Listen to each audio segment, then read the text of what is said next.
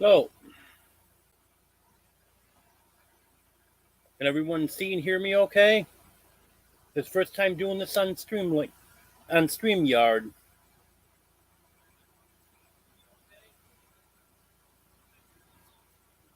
Well, I just realized one thing I forgot to do. Hello, Radio Man. Good to have you here.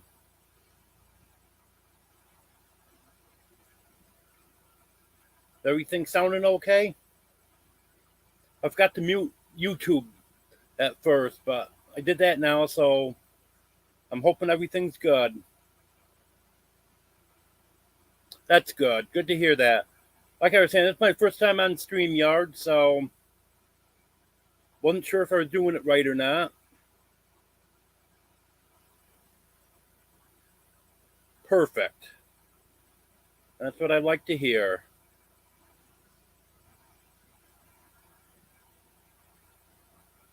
Well, I guess we got 6 people in here now. Actually, probably 5 plus myself.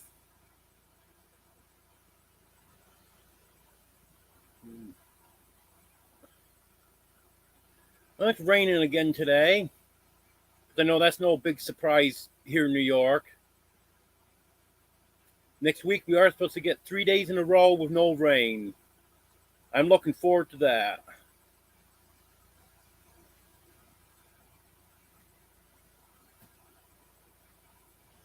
And I know I get excited over 3 days without rain, but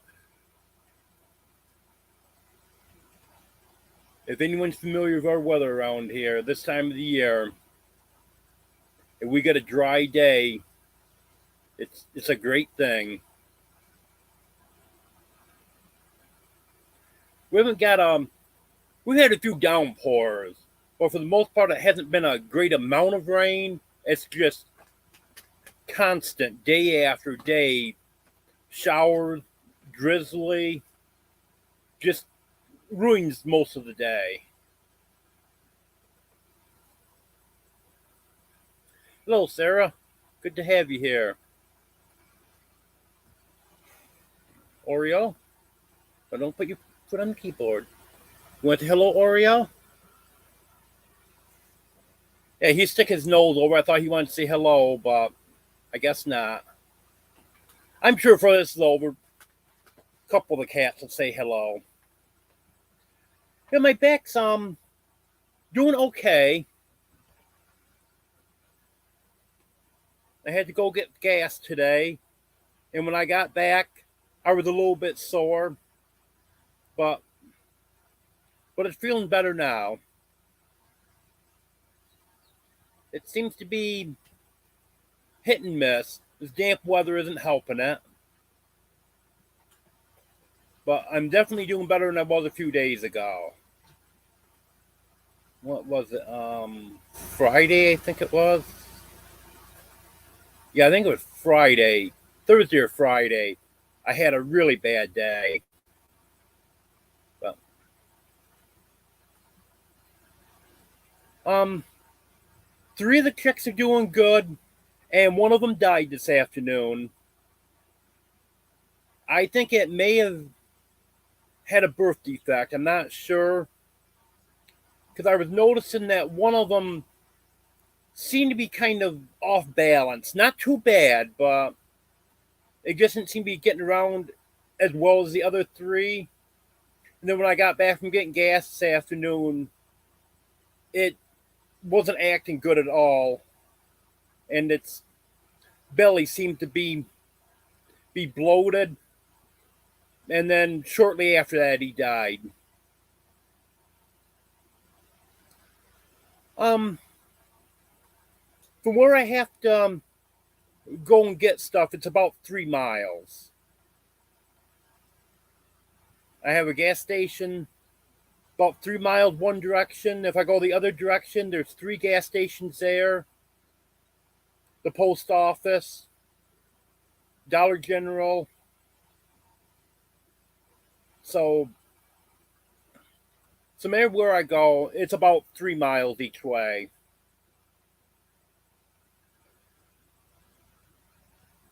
And then I I have to order a lot of my stuff and have it delivered.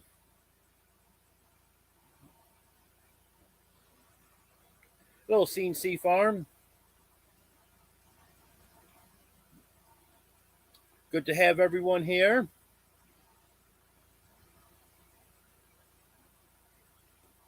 Anyone got any questions?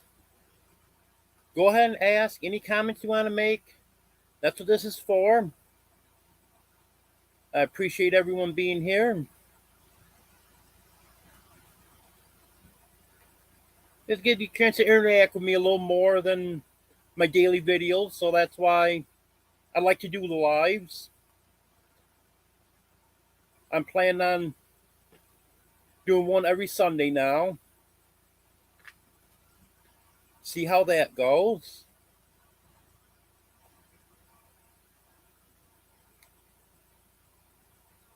I sent some invites out, so might have a guest or two coming on.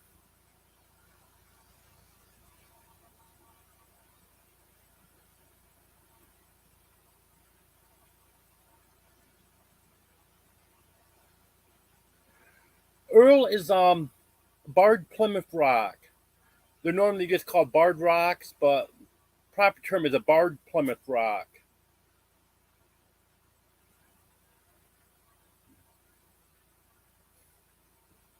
Oh, you might be surprised, CNC. I did my first live less than 2 weeks after I started putting videos out, and I was thinking, well, maybe I get enough people to have this go maybe an hour, but I was thinking, I don't even know if I can make it an hour. I might end up doing a half hour live, and then it ended up being over 2 hours. I think it was 2.5 hours for my first live. Then the next one I did was a little bit longer. I think that was around 3 hours. That one actually was in 2 parts because I lost Wi-Fi in the middle of it and had to go back on again. And then one I did last week was 4 hours and 45 minutes. So you'll really be surprised. You'll have some people show up. Last week I had 25 people at the highest I had at any one point. And I haven't checked in a few days. I should do that. But the last I checked, I had 200 and I forgot what it was. It was well over 200 views. Of course, some of them came in afterwards. They were watching the replay of it. No, actually, Sarah, I haven't seen any predators around or seen any signs of them or anything. So, Earl did start crowing one morning at 4 o'clock. But it's not unusual for him to start crowing in the middle of the night. So, that really didn't surprise me. But I know sometimes the rooster will crow when a predator comes around. So maybe his crowing scared something off. Thanks, Vicky. I appreciate you looking that up for me. 241 views on it. That's covering the ones that watch the actual live and the ones that watch the replay.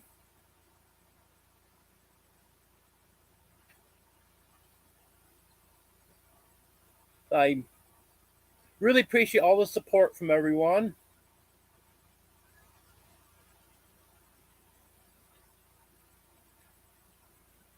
And I don't really have a set agenda for today. So if anyone's got any questions, just let me know. Yeah, it was fun last week. I enjoyed that. Yeah, Brett talked me into doing StreamYard.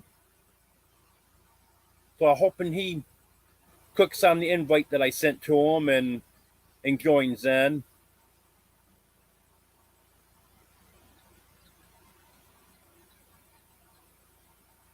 Yeah, it's been the same thing in Madison County, Vicky, that it's been here, not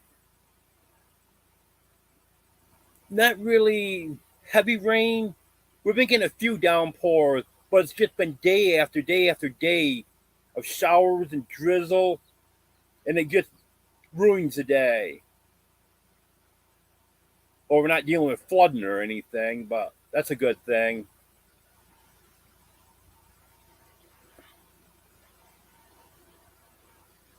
Yeah, the summer was perfect. We didn't have too much rain, but we had enough rain. Wish we could go back to that.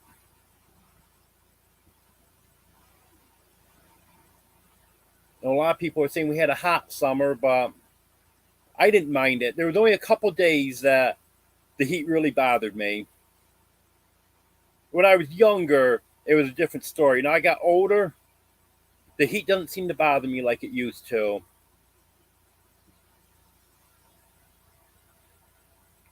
Oh, I'm starting to miss comments here. Sorry about that. Sarah, the kitties are doing good. I'm hoping before the live is over, they'll want to come on camera. I got two laying right next to me now. That is one thing I like about the cooler weather. At night, usually I have five of them in bed with me. Little guy, I don't know, he's kind of funny. He'll stay off by himself. He'll lay with one other cat, but usually he just wants to be one other cat. It doesn't matter which one. He'll lay with any of them, but he usually doesn't want to be with more than one other cat. So if they're all over here with me, he'll lay by himself. Hello, Happy Hen Homestead. Good to have you here. Oh yes, Sarah. They absolutely love that. I gotta get a video of them playing with that. One goes over, starts batting a ball around. Next thing you know, there's two of them, three of them. I don't think I've seen any more four of them playing with it at the same time, but they do love it. I had another one of those that just had one ball on each level, and they've always loved that one. So I knew they would love the new one with two balls on each level.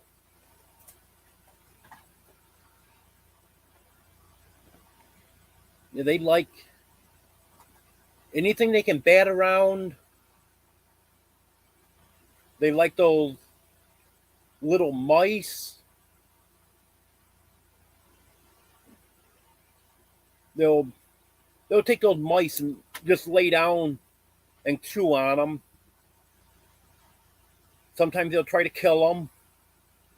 They don't. I don't think they realize they're not alive, but they'll try to kill them. I just wish they'd go after the live mice. I'm having issues with them going after the live mice. So my cat that was a real good mouser died last year. I never had a problem with mice in here at all. If one got in here, she had it instantly. Um, from the four hens that I've got in the run, I'm getting 2 or 3 eggs a day from them. Hello, G Pants. Good to have you here. Yeah, I was getting. Well, when Betty was with them last spring, I was consistently getting 5 eggs every single day. They weren't even missing a day. Once every week and a half, 2 weeks, I'd get 4 eggs. but pretty much it was 5 eggs. And then when Betty decided to take off, I was still getting 4 eggs every day. Once in a great while, 3. And now they're cutting back now. Hello, Brett. Did you check your email? I sent you a link if you want to come on. Hello, Sweeney's Creek Farm. Good to have you here from Australia. You're just getting ready to head into summer there, aren't you? Hello, Donna. Good to have you here. Oh, I hope you have a good dinner and good visit with your family and friends. Yeah, hopefully I'll be here for a while, so check in later on. I appreciate you watching.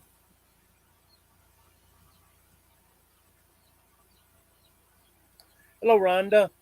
Good to have you here.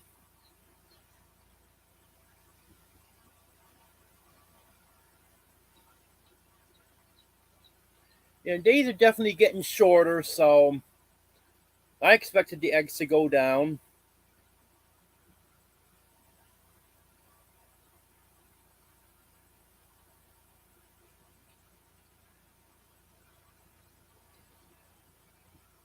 Yeah, we've got several days of rain here. I think it's Thursday, Friday, and Saturday. I can't remember what it is, but we're supposed to have 3 days without rain and then go back to raining again after that. I have an 18-speed bike, Sarah. I have a motor I got to get on it, but I have to get a different throttle cable for it. Because when I had this motor on another bike, and that bike just fell apart on me, I ended up damaging the throttle cable trying to get it on. I have another throttle cable in storage in my other camper, but I can't get in there right now because there's no steps going into it. Well, there is steps, but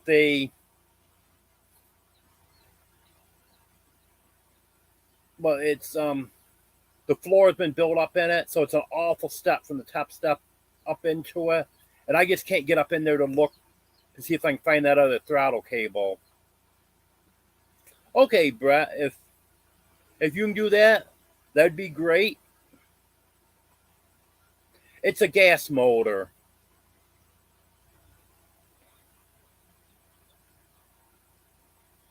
I looked into the electric, but I'm kind of heavy. I'm almost 250 pounds, and a lot of hills around here. So it would have to be one of the better electric ones, and they're very expensive. I don't think one of the cheaper ones would do. So I went with the gas. I had actually I've had 2 gas motors.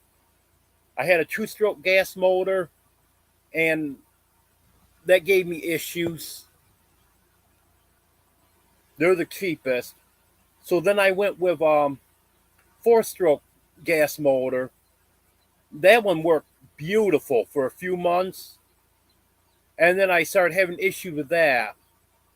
And this time I got a 4-stroke gas motor, and it's a friction drive instead of the chain drive. They're supposed to be a lot better. So I'm hoping I can get that on and get that going, because that would make things a lot easier. Oh, I wish it was 88 here, Rhonda. We're in the 50s and 60s now. And then the rain, that just makes it miserable. Yesterday wasn't too bad. It was I think it was in the low 60s yesterday, but it didn't rain. But today we're back to the rain again. Oh yeah, 78 would be nice too. The highest we had last summer was 94. That was one of the days that it wasn't too bad, but it did bother me a little bit. I just sat in the shade all day that day. I would even take that day back again. I'd rather have that than 50s and rain. Yes, it is, Sarah. And the thing is, no matter which store I go to, the worst hills are coming back when I'm loaded. And now that Walmart isn't delivering water anymore, I have to get my water at Dollar General. So that makes it kind of rough. Usually, what I do, if I need gas, I'll take a gas can with me. And if I don't have anything heavy at the post office, then I'll get gas on the way back. And if I don't need gas, then when I go to the post office, if I don't have anything heavy at the post office, I'll stop at Dollar General and grab some water. But I let it go a little too long the other day. Well, the thing is, I was gonna get a delivery from Aldi's, but then I found out because Aldi's is funny about anything heavy, like water or any beverages.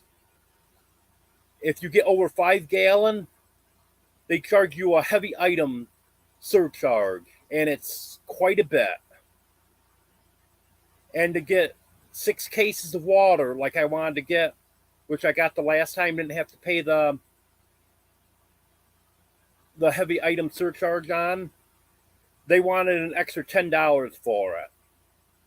Oh, that's not going to happen. I'm not paying an extra $10 on top of the delivery and service fee and everything just to have them deliver water. So I went to Dollar General and got some water. Now I'm going to have to try to keep up on that.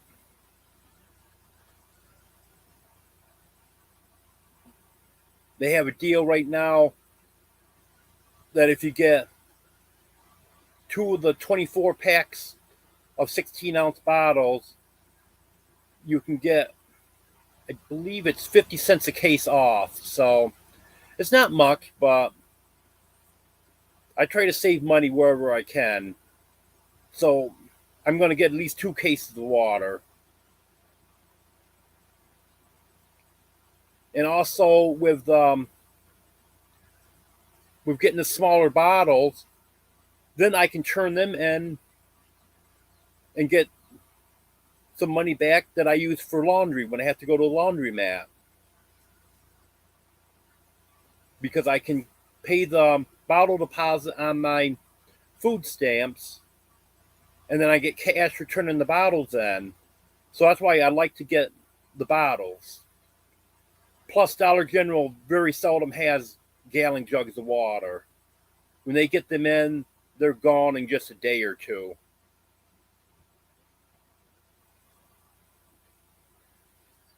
Yeah, I try to limit the amount that I have to about 50 pounds. I have hauled more than that, but it's tough. I actually have had over 100 pounds in my trailer before, and that is a killer. I have to walk up every hill, and then even that, it's hard to push the bike up the hill with that much weight in the trailer. 50 pounds isn't too bad. I have to walk a little bit farther on the hills, but it's still manageable.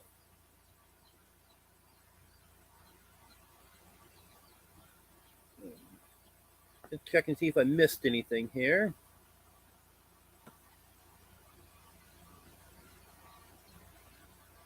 Yeah, last time I noticed I missed a couple of questions. So if anyone asks me anything and I don't answer you within a few minutes, go ahead and ask again. Well, I see Brett's puppies here.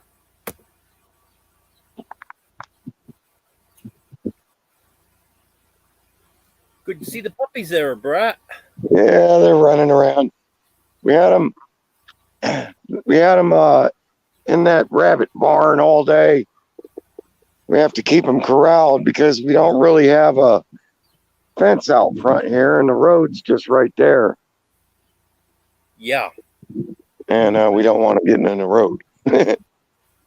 Yep, I've had that happen with cats years ago. That's one thing about where I am here now. I'm so far off the road. I don't have to worry about if the cats do getting into the road. I worry more about the coyotes and rabid animals and stuff. Yeah, we got coyotes here too. That's what these guys are for. Yeah, I'm surprised the coyotes don't bother the chickens. Because I can sit right here in my camper playing stuff on YouTube or one of the streaming services that I watch TV from because I don't have an actual TV. And sometimes the coyotes will drown it right out. But they don't come close to here. Yeah, we get them all. Go ahead. Someone told me it could be because of the pigs. They're telling me coyotes are afraid of pigs. Pigs can be pretty ferocious. And those are kind of like wild hogs that you got out there or something, ain't they? They got the long snout. They're my landlord's pigs, so I'm not really sure. I don't know a lot about them. He doesn't know exactly what breed they are, but he thinks they're Berkshire pigs. But I'm not sure on that. Yeah, I don't know. I just noticed the long snout on them. I thought people always called those hogs. I don't know the difference. Pig and a hog, same thing to me. Yeah, I don't know.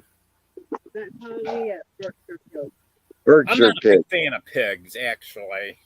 Yeah, we got rid of ours. We had some Cooney American Guinea hogs. They're little black pigs. Well, they got pretty big. But we're trading those for a Dexter cow. Once the guy gets us a cow ready. Yeah. We got our chickens over here. When I was a kid, we had cows. I've never had cows. I've never had a farm. I mean, I grew up in the city. And man, I love this. And we get to have chickens. We got goats over here. We've got the long-haired miniature fainting goats. And they really don't serve us too much purpose other than we enjoy having them. Hey, goats. Man. Yeah, my landlord had some goats. Then he got rid of them. He got sick of them. I want to get some goats someday. Hi, goats. Goat. Deborah's got names for all of them. I don't keep up with the names. I just call them goat. Hi, goat. I don't have any cucumbers right now.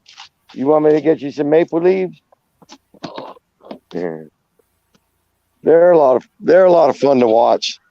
I want to. We got that tree back there that fell down last winter. I'm going to cut all the top branches off of it and then run fence around it so the goats can climb all over that tree. They'll have a blast. I'll have fun watching them. We got a milking stand going on there, but we haven't tried to milk them yet. Of course, you got to wait till one has babies. And Yep. but we want to get into milking them. You know, you can make your own cheese and butter and milk. We'll get there eventually. We're still recovering from the house fire, but we ended up getting a shed to house. And we just put it where the driveway is. And that's where the rest of the house used to be, in the middle there. And then it went back behind that shed. And there was a carport over there. But we're slowly getting back to normal. You see Deborah's out there in the garden. I don't want to take. It's a 4-acre lot, almost 4 acres. It's 3 parcels. It goes L-shaped, so it goes. I don't know. There's about an acre back that way, and then there's cow field all around us. I don't know if you can see back there. There's mountain ranges back there. It's all cow field. I can see them. And the tree line right there is where the land cuts across. And then it goes out that way across the front by the road. Another 2 acres that way. So Deborah calls it a lazy L shape. And the house used to be 1,600 square feet. But it's gone. This all right here, this was our master bedroom. And then the living room was right there. And we had a master bathroom right there. And then that where the slab is was where the kitchen and dining room was. And there was an upstairs too. They had 2 bedrooms in the upstairs. But man, it burnt really quick. On Black Friday last year, of all days. There's the remains of the garden.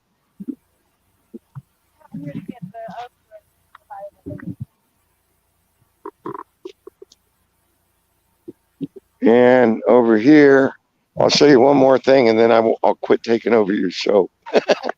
No, that's fine. There's the rabbits. We colony raised the rabbits, so they're able to dig in the ground for their air conditioning. It works out real well. We found out that we had them in hutches over there where I pointed out where we keep the puppies during the day.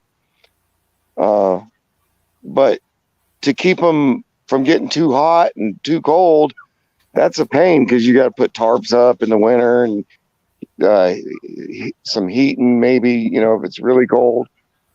And then if they have babies, that's another concern. But in here, they take care of themselves because they can get in burrows in the ground, stay warm and stay cool. So it's just more of a natural setup for them, I don't know. Can you see in there? This is the female cage. Can you hear me all right? Yep. Okay. So there's about, I would guess there's 30 or 40 rabbits in there.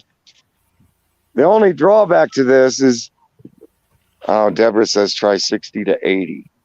Because a lot of them are in the ground right now. The only drawback to this is when they have kits, you got to wait, a good 3 to 6 months before you can tell if they're male or female. 2 months, she says. Good thing she's here to correct me. And so occasionally you end up with a male or 2 in there that gets to breeding age before you get them weeded out. And then you have more rabbits. So we're trying to rehome some.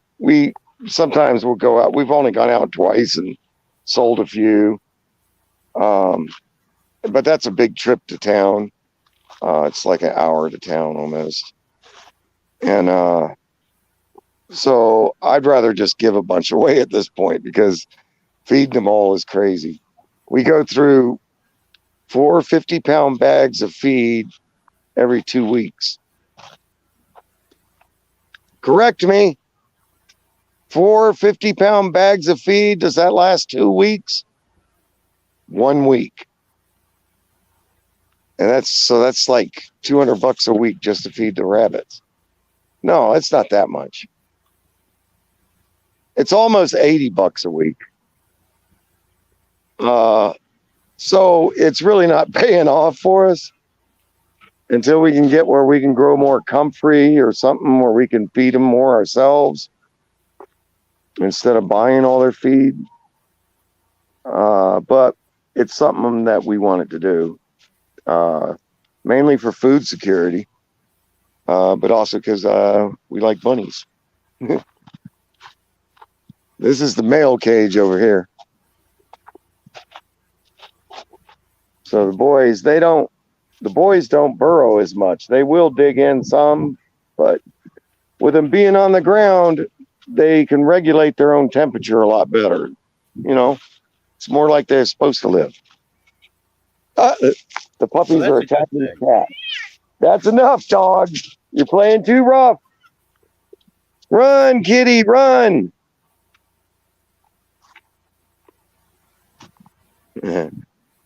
They play with the cats all the time, but sometimes they get a little too rough. So we have to rescue the cats.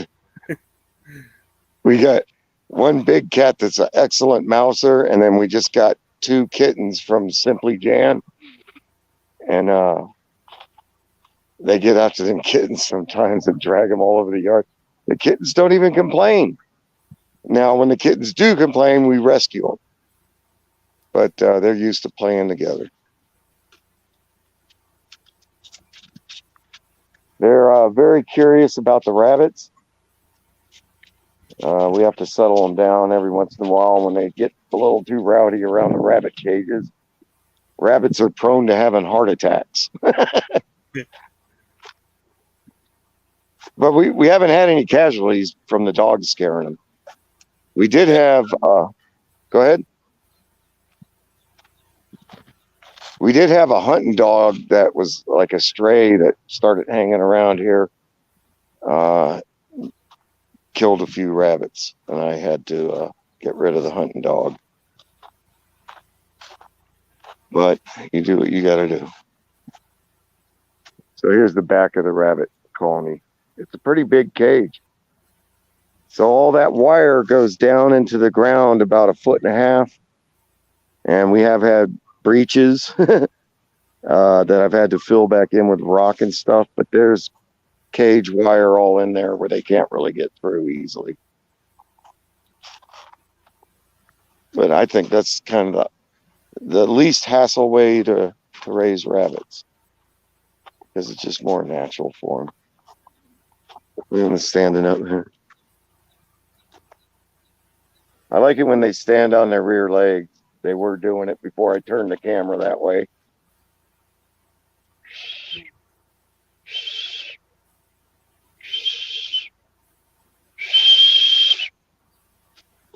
Sometimes if you whistle at them like that, they'll stand on their hind legs. What? Oh, she's trying to do the whistle. She got my attention. Crazy lady. Yeah. How do you whistle for the rabbits? Yeah, if she was closer, it might work. I'm not a good whistler.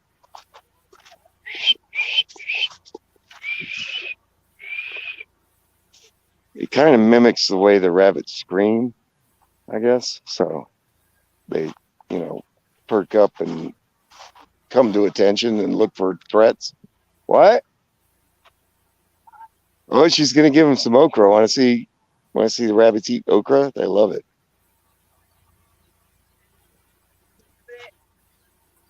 Is there one I can have?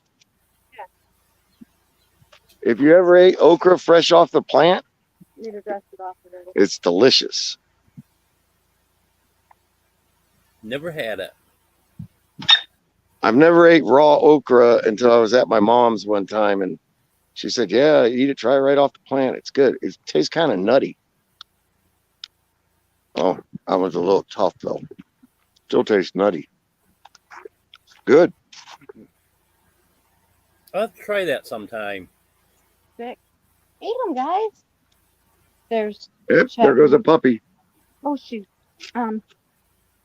Indy, come here, girl.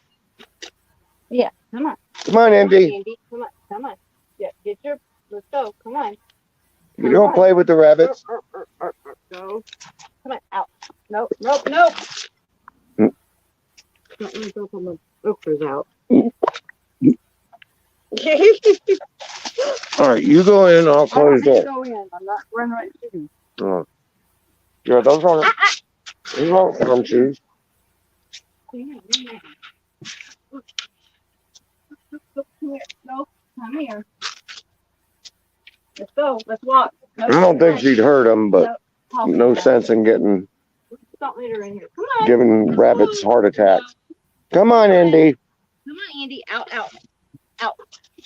Let's go, Indy. I can't dump my okra out. Come on, No. Indy. Okay. No. Let me come out, and then you come out, and then we both stay out.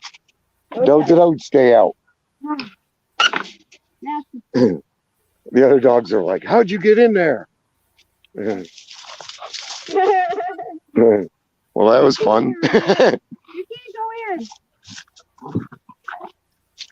They got harvested. Yeah, you got a smaller one there? That's pretty good. I'll just chew on it. Here's one. They are kind of tough. There's one of the kittens that Jan we got from Jan. I'm gonna get this one for the boys. There's the roof. Drew and Lindsay and a bunch of YouTubers came out here after the fire and helped us clean up. Actually did a lot of cleanup for us. And we just did the last little bit of it kind of, and people came out and helped us with that even. And we still got all this bent up roofing from the fire. I'm gonna have to figure out how to get rid of that one day. That van out there got burned. We had 3 vehicles and they all caught fire too. The keys to all the vehicles were in the house and it was too hot to go back in and get them. And they were right by the front door. But you couldn't get under there because it had an overhang that it was the first thing that went up, because that's where the fire started in the wall. And we couldn't get in to get our keys. Burnt, trying to push the vehicle away. Yeah, you did. Yeah, that's it. And it's in park, but he's gonna try to push it away. None of us could think straight. We just couldn't believe it.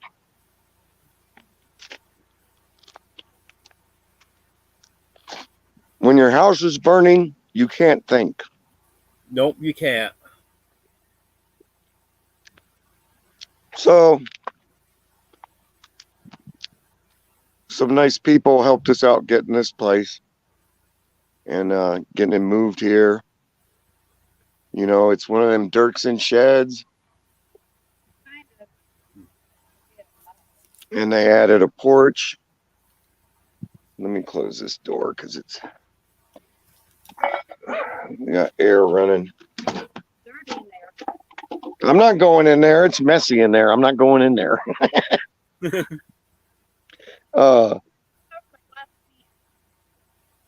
I'm sorry I left it out. I let the dogs lick it out.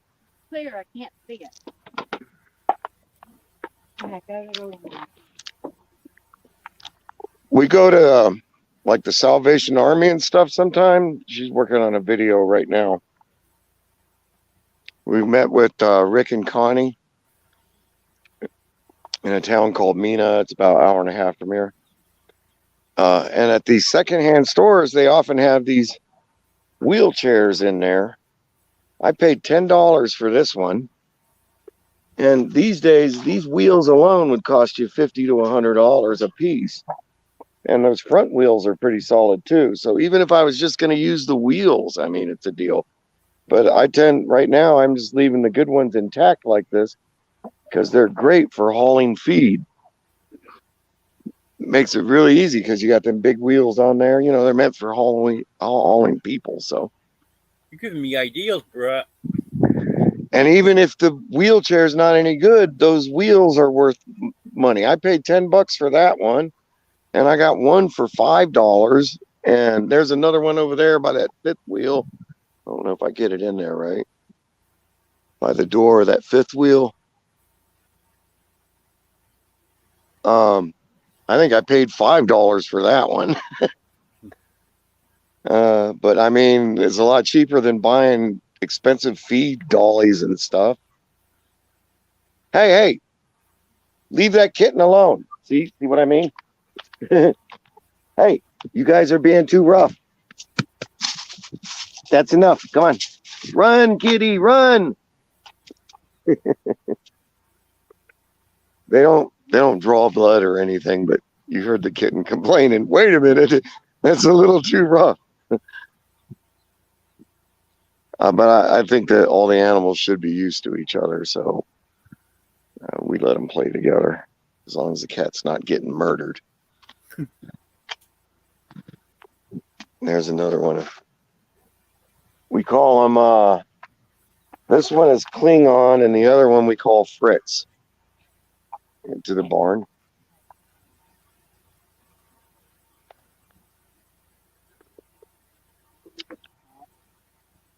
So yeah, we were over at friends' houses that live back behind here towards that mountain range. You can see the mountain range better from here, I think. He's got a 55-gallon drum full of diesel. And so he's not using it, and it's been just sitting for 7 years. And we're going over to another friend's house, Sullivan. He's the guy who did a bunch of backhoe work out here for us, you know, just pitching in. We couldn't have got that done. I mean, we had to dig a new power line into the ground and run it over to the barn and then across to the shed to house things here. And he came out and just did all that for us, and a lot of other stuff. He helped haul off our burned up cars, and really great guy. But anyways, we asked him if he wanted that diesel, and he wants it. So Rick and Connie are coming out tomorrow. He's got a car hauler, and we're going to use that to move the drum to what? Wet. Oh, he's wet. I thought you found yeah. The cat got wet playing, or dog mouth wet. He's coming over tomorrow. We're going to get that drum from this other neighbor and take it to Chris Sullivan's, and we're going to pick up. Then we're going to use the car hauler to pick up the truck, that Ford that I rolled. I wasn't, by the way, just for everybody's information, I wasn't filming while I was driving. The camera came on because I just removed it from the dash mount. And when I was removing it from the dash mount is when I kind of slipped off the road. And it came on because I tensed up because I noticed I was going off the road. If you haven't seen that video, nobody was hurt. I wasn't hurt. Nobody else was hurt. But there is a slow roll that takes place in that video, and the camera came on because I tensed up once I noticed I was going off the road. I wasn't filming while I was driving it when it happened. It wasn't on purpose anyways. I know you can't see chat, but Gary asked if the diesel is self-stable. I've heard varying opinions. Yes, it is. It doesn't go bad like gasoline, but it has been 7 years, and this barrel has been sitting outside of a small barn at this guy's house. So it probably has a little water in it. And the guy who's given, Keith, the guy who has it now, says that when he used to work, he did generator systems and other stuff, but that the diesel would actually grow some kind of weird algae after a while. So that would have to be cleaned out of it. But I'm sure Sullivan's aware of all that, and he'll figure it out if he can filter it or use it for, they use it for all kind of stuff out here. you're missing out, they use cows and stuff. About that. Did you hear what she said?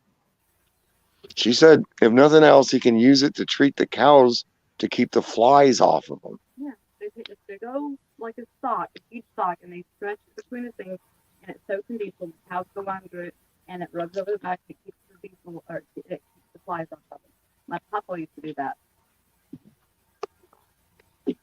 Yeah, used to use it to keep the flies off. Did you hear her?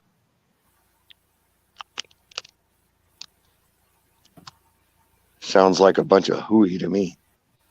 We're from Mississippi. We make things work. I'm going back in to edit now. Bye. She went back to editing. So what do you got going on, Peter? I'm sorry I missed the beginning because I was over at Keith's and I was trying to leave, but when Deborah and Rhonda get together, they start talking. What? Saw a comment from Gary at me too. He says, I wonder if it would make people get superhero powers though, Brett. Let's wipe myself down in some diesel to see if I can get superhuman powers. Gary's comment. Belt loop? I can't see the comments. I'm on my phone. I think there's a way to do it, but oh, here it is. No.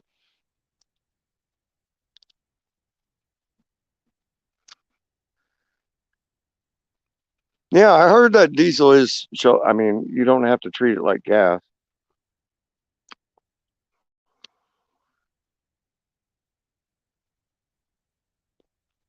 Good tips, belt loop. Thank you. Hey, Gary, I seen you shout out our channel today. Thanks for that. I just didn't have time to get on the computer. We're trying to get going. You know how that is. Comments now? Yeah, the superpowers comment. Yeah. Yep. Oh, oh, Deborah's chatting, I guess. Yeah, I could see him now. I just can't see the video while I'm seeing the comments, I guess. I've got it in landscape too. I wonder if I turned it the other way. Let's see. No, comments take up the whole screen. Let me go back to the top. Well, it's all my comments in the top. Here I am. Having trouble with StreamYard. Yeah, those little buttons that did you happen? I sent you a link to see Devil Dog's tutorial. Did you get to see that? Yep. Yeah, that was pretty good. Watched that the night before.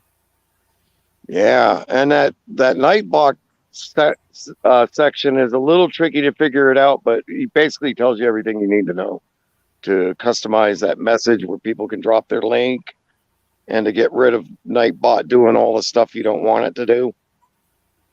You know, what happened here is the StreamYard went out on me, but I got this playing on YouTube on the laptop next to me here, and then I see where I disappeared. You came on full screen, and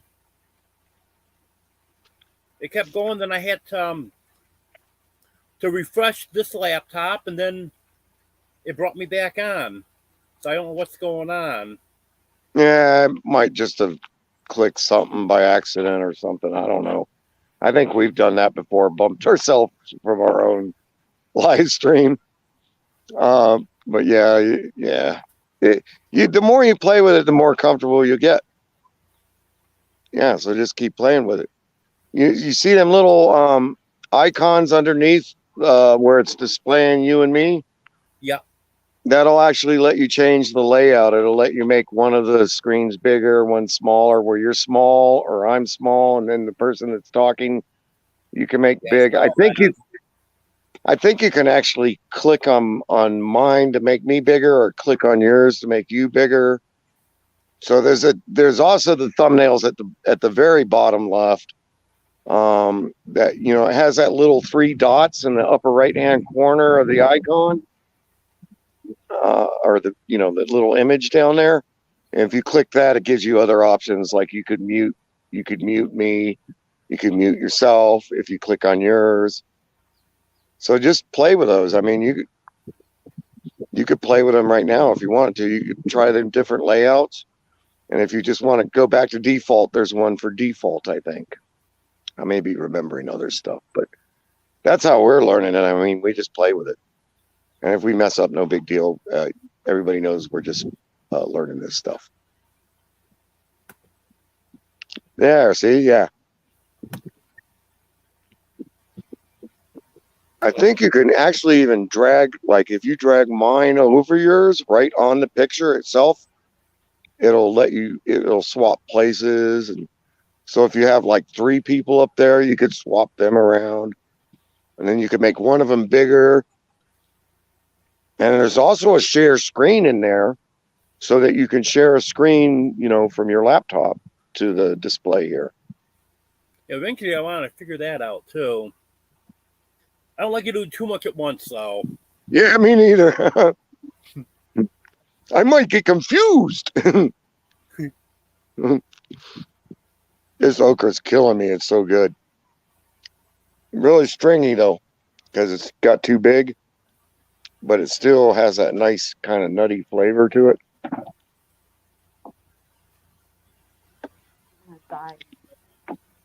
It's 28%. Yeah, it was 40 while ago. Yeah, I don't want to carry a battery around. Doing it anyway. She just shoved a battery in my pocket.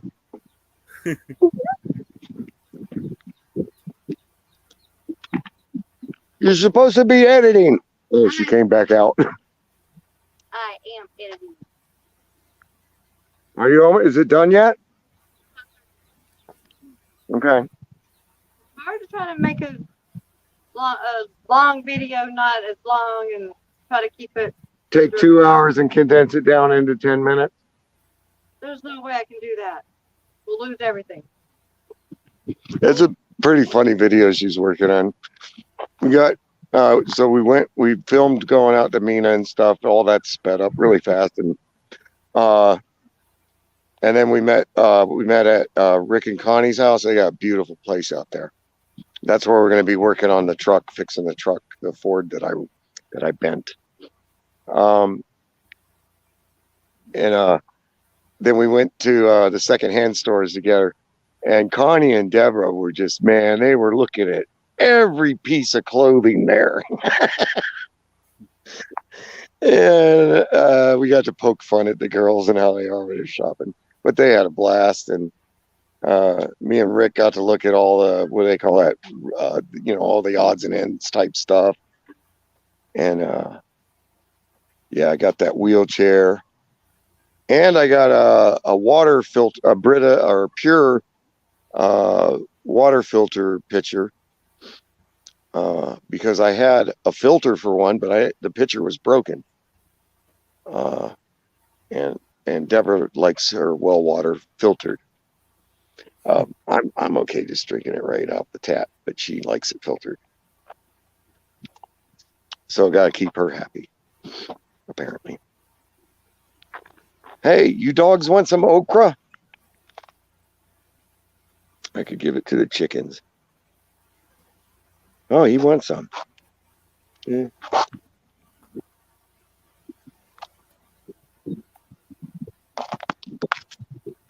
That's Dodger. Hello, Whispers from the Dark. Hello, Francesca. Yeah, it's still kind of a mess out here, but man, it's kind of hard getting organized when you don't have anywhere to put anything. Our barn is basically kind of overflowing with stuff.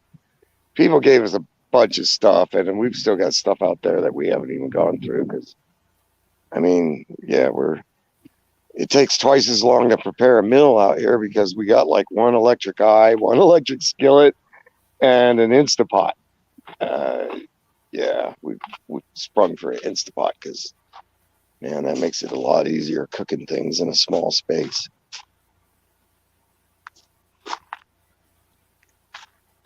The puppies are being pretty good right now. You see that temporary fence I've got up doesn't really go all the way across the front of the yard here. But even if I correct that, they can crawl underneath if they want. So it's kind of just more of a deterrent than an actual working fence right now. We got rolls of fencing, and I've got T-bars that I can move from one spot to another, but we just haven't had time. And this week, it's going to cool off a little starting tomorrow. So I'm trying to, we still don't have the septic hooked up to the new shed here. Let me turn you around here. Let me see. Yeah, see that? I don't know where I'm pointing. But anyways, that's not hooked up to the septic. So it's just draining out the side of the house. But I mean, we don't do, we only use water in there and stuff. We don't go to the bathroom in there. So I've got to connect to the septic here. That's where it goes out right there. There's our septic tank way out there. I'm going to have to dig that out a little ways so that I can cut it and put a T in, and then dig a ditch this way. And you have to do it at the right grade, but I'll just use a level for figuring that out. And then I'm going to come back here, and it'll connect into the plumbing under there, the drain pipe, and just go back down there. So I got to get that done next week. Well, I don't have to get it done next week, but I want to, because I'm starting my job next Monday. Not tomorrow, but next Monday. And it's just going to be a part-time job, so it's not like it's going to use up all my time. But Christopher, my son, is coming back home. He's been staying in this shed, which was the first shed to house we got because it was the right price. And I mean, this is just a tool shed, but it's got a bathroom and a shower and drywall and an air conditioner, refrigerator. So, yeah, that's basically Christopher's room, or Critter as I call him. So he's supposed to be coming back tomorrow or the next day, and he's gonna help me put together a computer for this new job. I'm gonna need a work computer. It's cool because I'm gonna be able to work at home. We got fiber optic internet, so that makes it where I can work just like I'm there. And this place is in North Carolina, and I'm just going to be doing. They've got a system in an older programming language that they need to migrate to a newer one, so I'm going to be helping with that. And so I'll make pretty good money doing it, even though I'm doing it part time. Hey,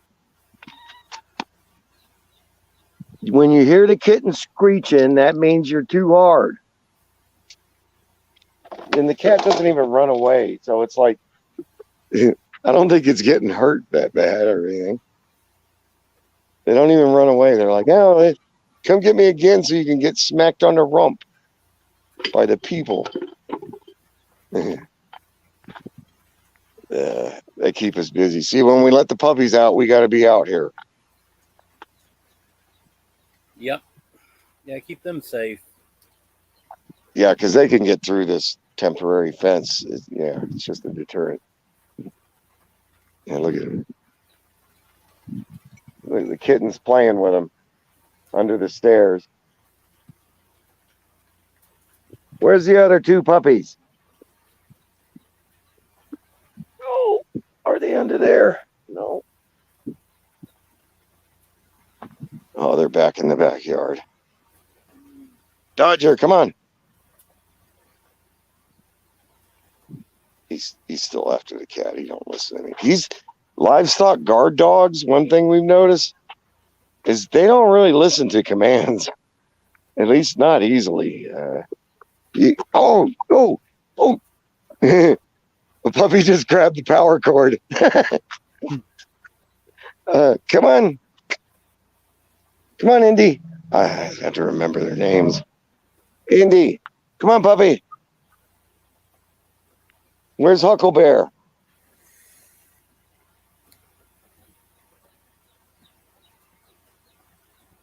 Hucklebear.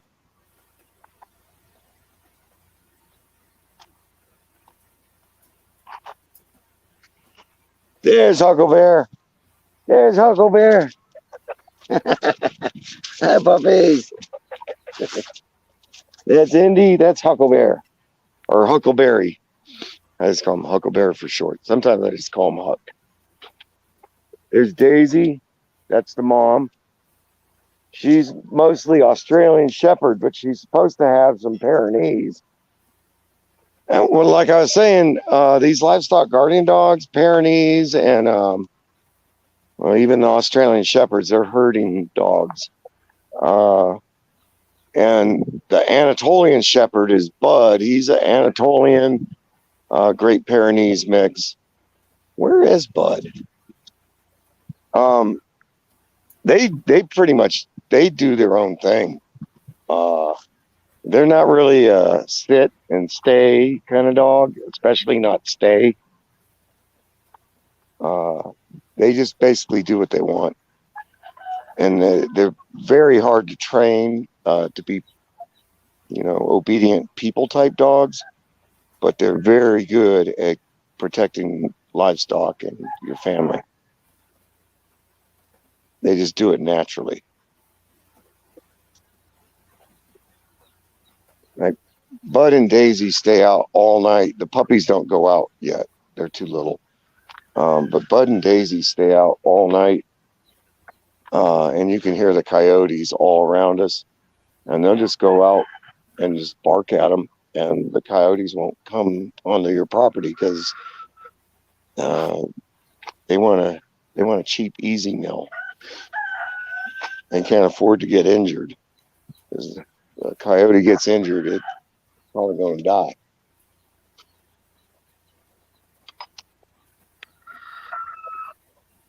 You got coyotes.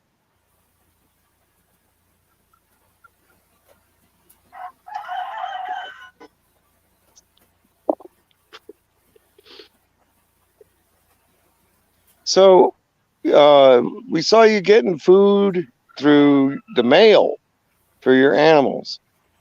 Do you get that through Amazon? The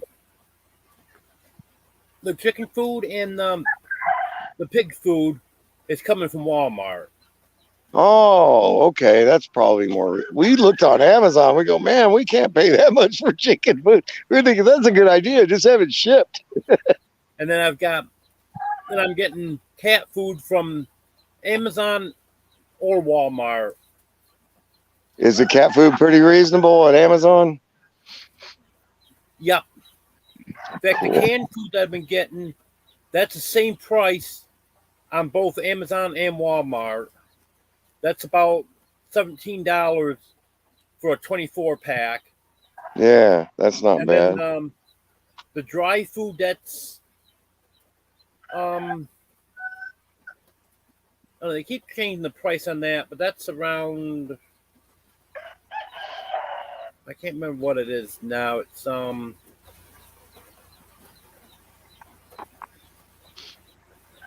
tell you the wrong price. I end up trying to tell you. Yeah, it's not that critical. It's good to know that I didn't even think about Walmart delivery. But that chicken food and pig food, they're both right around $14, $15 a bag for 40-pound bags. Yeah, that's not bad at all. We're always buying dog feed. I don't think Amazon feed. got pig food. I haven't seen it on there anyways. But I know chicken food is ridiculous from Amazon. Yeah. Yeah, we saw that. We said, wow, that's a good idea. Then we looked at Amazon. We said, Well, you could get all stock for your pigs, probably. You know that all stock feed. Yep. I bet you they'll eat that. I wonder, yeah, if any place has that. I don't know if Walmart would have it though. But yeah, I'm gonna check Walmart and see, because if we could have the more stuff that we could have just delivered here, town's so far away, it saves us time to just have it delivered if we can. You want to see the fire pit? Do you know what that is?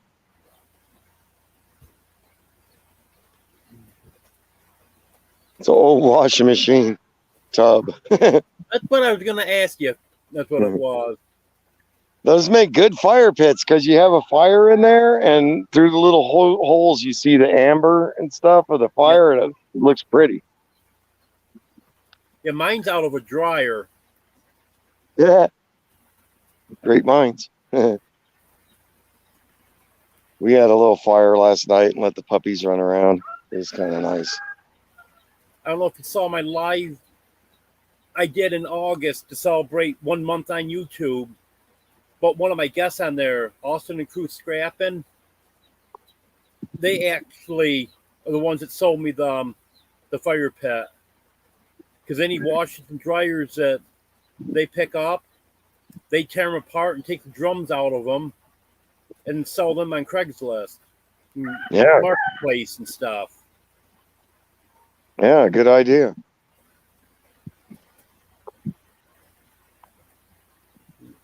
I want to show you all the goats a little close up. Here come the puppies.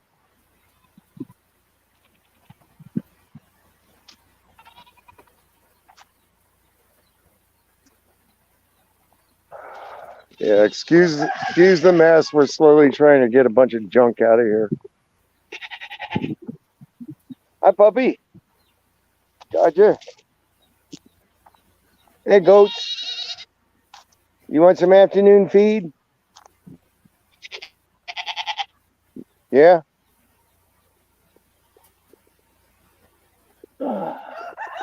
This is electric fence right here, so I had to turn it off. I'm not going to get shocked stepping over it.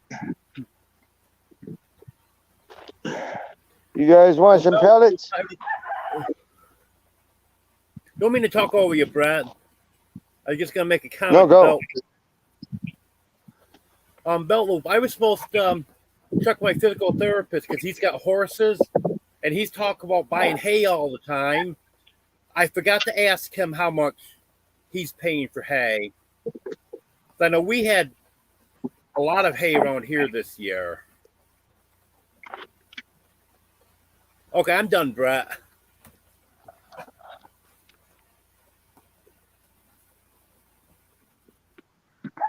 Yeah, hay's gonna be a bit pricier this year. Sullivan's got the guy we're taking the fuel to tomorrow.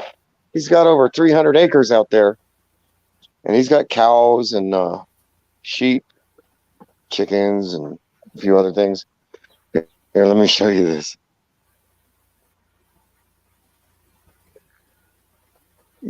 You guys got to move out of the way of the bucket so I can. There you go.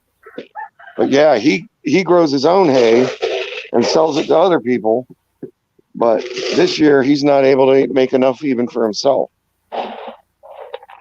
So we're trying to work out some things. Keith, the guy that I'm picking up the diesel fuel from tomorrow, he's got about 3 acres of hay growing that he usually just mows. But we're gonna see if Sullivan wants to go harvest it, because he's got the hay baling equipment and all that, and that'll help us out too, because we can get all we need is like maybe 6 to a dozen bales of hay to get our goats. I just poured a bunch of feed on their heads to get our goats through the winter. And we got that. Even if we just had 6 bales, we'd probably make that work. And then that'll help Sullivan out too, because he'll get a bunch out of that. I don't know. I don't really know. He'll have to look at it. I don't know anything about it. But I just know there's hay growing out there. And I said, wait a minute, we could go harvest that. That's all the hay I've got right now, just that little pile. And we just put it up in there where the goats can nibble on it. And then the waste goes down into their bedding. We really need to rake it out again. We don't get to it as often as we should. I really want to be doing rotation. Things are just kind of unorganized still. But once I got a paycheck coming in, I can maybe throw a little bit more money at the problem, because we just don't. I want to get more attachments for this old tractor I got. Do you see my old tractor? I got an old Ford 8N. Here it is right here.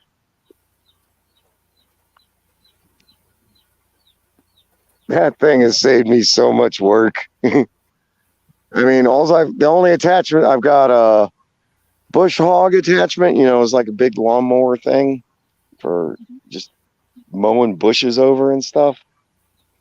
Branches. I mean, it's heavy duty. And then I got that plow attachment that's on it. And then I've got a blade attachment for it. And I've used all three so far. It doesn't have anything that goes on the front or anything. It doesn't have, man, I would love to have a backhoe out here, like a dozer type thing with a scoop in front. Yep. But yeah, I doubt I'm going to be able to get in anything. Got plenty of neighbors with stuff like that. So, I mean, if I need something done, they'll help me out. We're trying to do a lot of trading out here with neighbors and know who has what. We got a lady down the road, about 20 minutes down the road, that we get goat's milk from right now. She's just been giving us some goat's milk because she knows we're going through a hard time. Really, really sweet couple. And they're opening like a farmer's market up there, and told us that we can come sell stuff from her farmer's market. If I get into that, I like to do woodworking and stuff. So I'm thinking I'm going to start building like animal cages, rabbit hutches, things like that. I'm building a brooder for Groovy Eggs right now. Jeff, used to be Bobblehead Homestead. Well, you know who he is. You impersonated him the other week. But yeah, I was trying to have this brooder done for his birthday, but I just ran out of energy. But it's coming along pretty good. You stay there, puppy. Puppy's going to come out through the fence with me. But yeah, I got my hardware cloth laid out right here. This is I'm making it out of cedar. So that's the back of it. I used to make a bunch of wooden wheels when we lived in Florida because I just like them. They, the kind of antique style wooden wheels. So I put a couple wheels on this side. I'm going to put a rope on the other side so that move it around easier. The bottom's going to be all hardware cloth part. Be where they stay warm.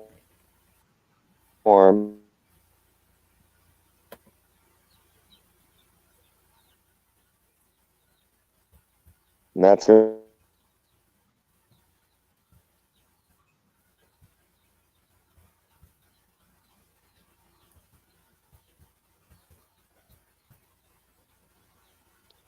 Oh, lost me for a sec. Oh, I'm probably getting too far away from my Wi-Fi. Come on, puppies. I'm getting too far away from the Wi-Fi, I think. Hey, leave the kitty alone. Quite a bit.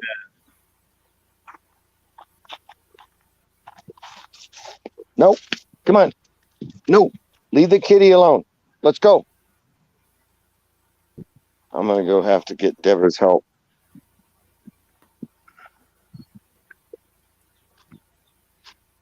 I'm probably going to go ahead and cut off of here, man, because I need to get these puppies back in. Deborah's trying to edit. But thanks for, and we enjoy watching you, seeing what you got going on. I even like the trips to the post office. Just little slices of life that people put out. It's just kind of fun to watch. Yeah, I'm trying to add a little stuff in and figuring out where the niche is. I appreciate you joining in, Brett. So that's what we kind of try to do, but a lot we just don't have time to film, and so we kind of just film. Come on, pup. Come on, good boys. Come on. Oh, gay to the rescue. Come on, dog. Come on, Dodger. No, go to the gate. Go to the gate. Good boy. Good boy. Come on. Hey, good boy. Let's all stay on this side of the cheap orange fence. Good puppy. Out. Ow, ow, ow. Puppy. Yeah. Out. Cut the glass.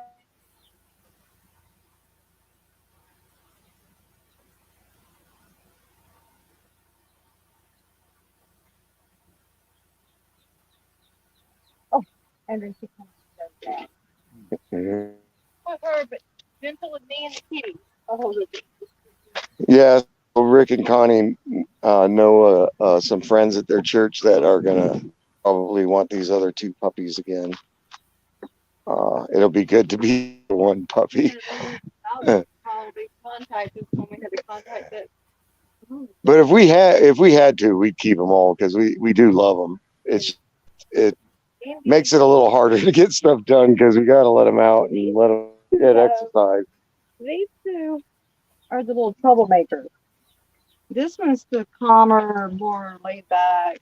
Doesn't. Yeah, he's more of a Bud-like personality, like his daddy. He's mischievous and he's mischievous, and they're both very exploratory. Where's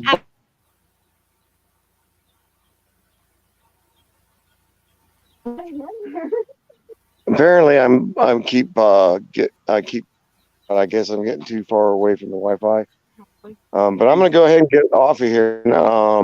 I'll probably still watch and stuff periodically. I got to do some rounds and stuff before it gets much later. Okay. 5:30 almost. Almost 6:30 here. Yeah, 6:30 there. 5 Central Time. All right. Yeah. Thanks for having me on, man. Not a problem. Thanks for coming on. I appreciate it. Enjoy it. That was great what we did with the Jeff bobblehead impersonation. Yeah. That had me cracking up. Say hi Yeah, he's to in. Gary. Jeff and Mike both links, but I don't know if they didn't see him or if they didn't want to come on. Hi to Francesca and hi to Cindy. So hi and whispering. Hi.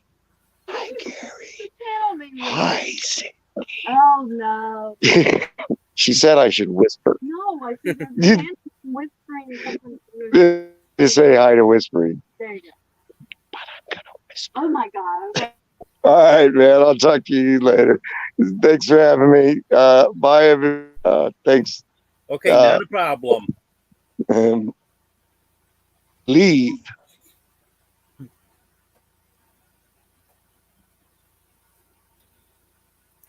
Well, sorry about the comments I didn't get to when Brett was on.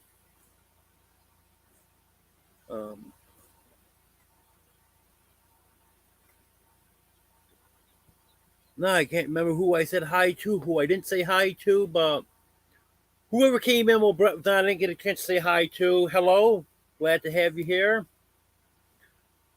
Sue was asking about the chicks. One of the chicks died this afternoon. The other 3 are doing good.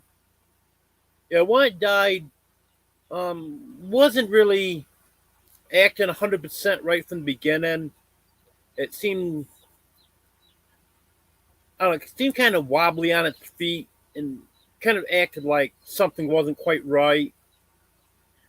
Then I had to go get gas this afternoon. And when I got back, I noticed that it was just laying in there. And I picked it up to look at it, and its stomach was bloated, and it could just barely stand, and then died very shortly after that. So I'm not exactly sure what was wrong. But the other three, they seem to be doing well, so hopefully it'll just be that one that died. My first time hatching chicks, so it was a learning experience no matter what. But I do hope that these other three live.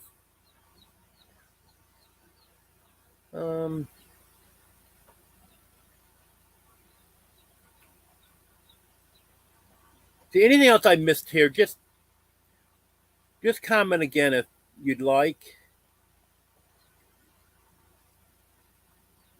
Because I know I missed some stuff here.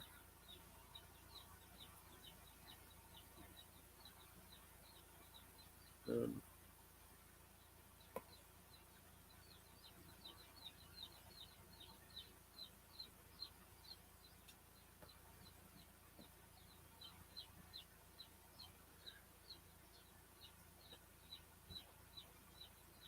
oh, they just did a delivery. When it's raining, they'll usually. Well, it depends on whether or not it's Walmart delivery right from the store or if it's FedEx. If it comes from the store, it's in a plastic resealable. I don't know what you would call it. Not really a bag, but it's a resealable package, and usually stuff will stay dry in there. It's a heavy plastic, and if it's FedEx delivery, they'll usually put it in a kind of like a trash bag.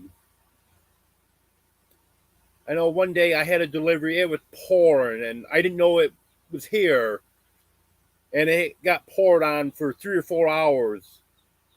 And it just barely got damp. So it's pretty good bag they put it in. Yes, Sue, it is raining. A few minutes ago, it was pouring. It's been showery all day, off and on, more on than off. But then a few minutes ago, it really came down. Hello, Big Matt. Good to have you here.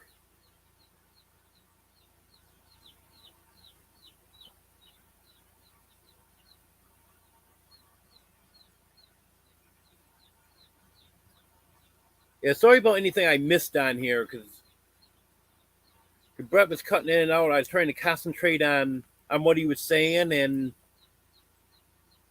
I know I did miss some, but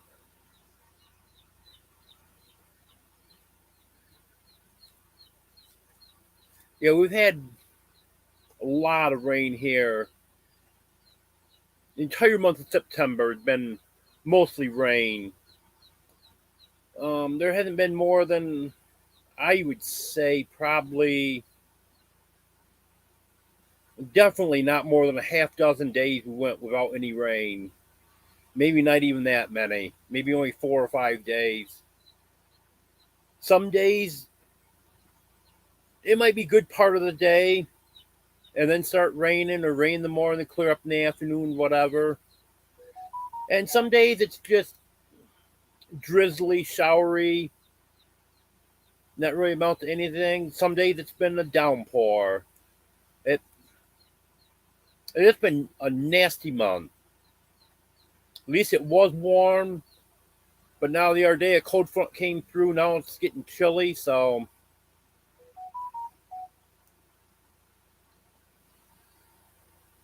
well, it's better than what's coming now. Before you know it, it's going to be snowing.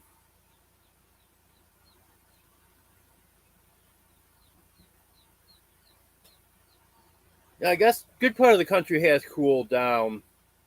I know some places it's still hot.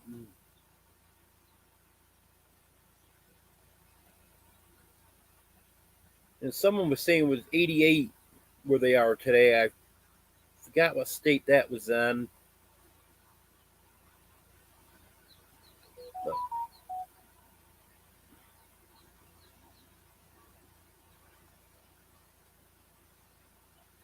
oh, I hate the snow. Loved it when I was a kid. I absolutely loved it. Now I hate it. The two reasons I really hate it is, well, one thing, I don't like the cold weather. So that's one thing. And then the other two things, I'm always afraid of falling, especially now with my issues. I'm scared to death of falling. And also, it's very hard for me to shovel. I I can get my steps shoveled off with no problem, and then take a shovelful here and there where I need to. But for the most part, I can't really shovel because of my back.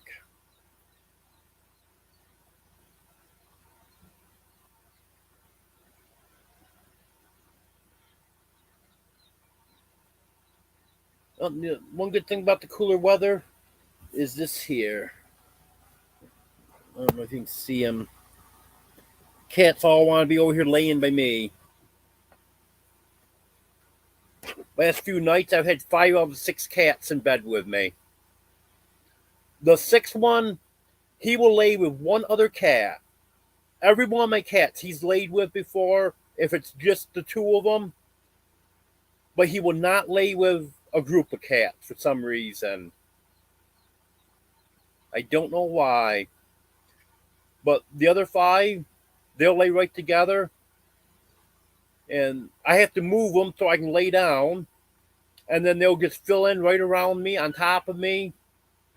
They love it.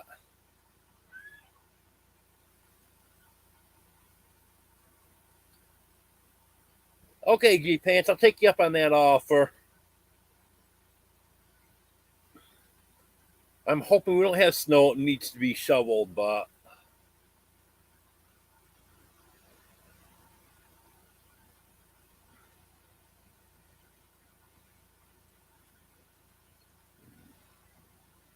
nice. You got some people here from Illinois.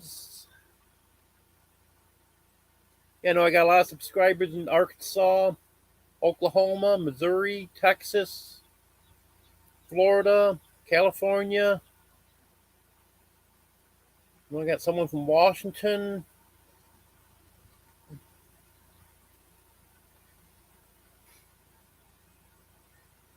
So,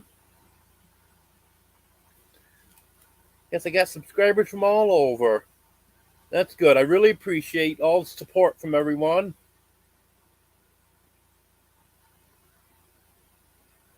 Hey, you never know when we're going to get the snow here.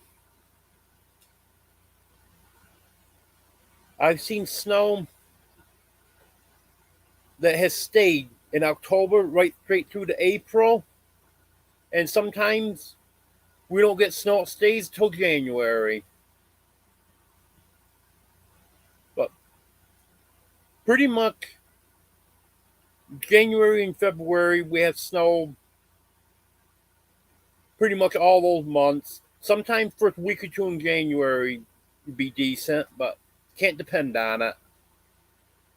The last 2 years, mid-March or so, snow's been pretty well gone and it's been warm. But a lot of years, we have snow well into April. And it's funny because it varies so much. And actually, the last few years, we haven't got an awful lot of snow. I don't know. I lost track of all the local news, so I don't know what they're saying the official total was. But I know last year we had Just a couple storms when we had more than a foot of snow. I think our biggest one was about 18 inches. All the rest of it was just a few inches. But years ago, we used to have multiple storms where we get 2, 3, maybe 4 feet of snow. But the last 4 or 5 years, we haven't got an awful lot.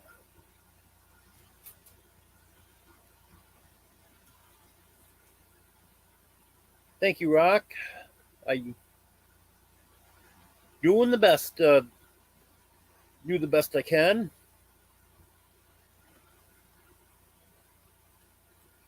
I appreciate everyone's support, all the encouragement on the videos.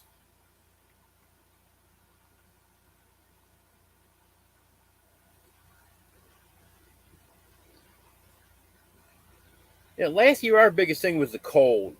Very cold winter. Not the coldest we've ever had, but we had multiple days that it was 20 below zero. And we haven't had a lot of sub-zero weather the last few years. But we sure did last winter.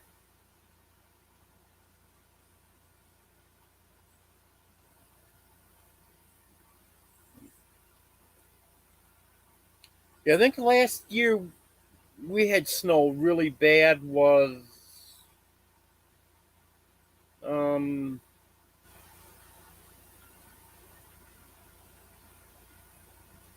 the winter of 2016-17 or 15-16. One of those winters. I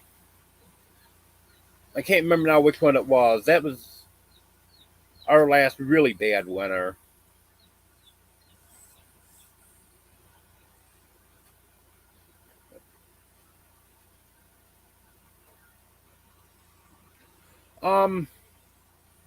I'm not sure on that, Sue, because I'm way behind. I'm over a year behind in the payments because since I've been out of work, I haven't been able to make the payments on it, and I really don't see how I'm going to be able to catch the payments up. I think what I'm going to have to do is, obviously, this would have to be approved by the company that's doing the owner financing on the property. But I think I'm going to have to find someone to take the payments over on that. And then I would like to get a little, I've got over $6,000 paid into it. I'd like to get part of that back. So if I could find someone to make some kind of deal with and then transfer the property to them, if that was approved, I think that's what I'm going to have to do. Because I owe so much on it now that it's going to be very difficult to catch that up.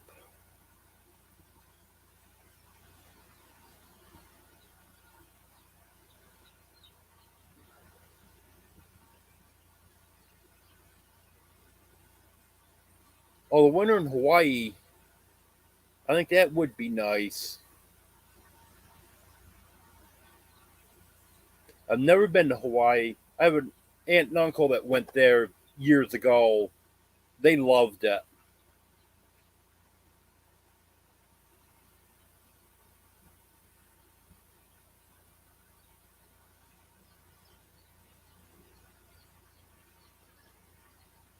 Yeah, I couldn't deal with only having one pet. I love my kitties. I used to have dogs too. I I had a couple German Shepherds. They were good dogs. My last two dogs were beagles. Actually, my first beagle I got from the dog control officer. It was a dog that he picked up as a stray, and the time was up.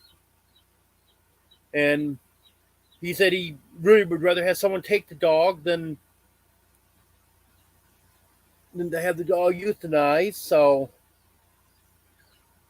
I got a hold of him and I said that I'd take her. She was a older beagle, and she only lived for 11 months. She got cancer,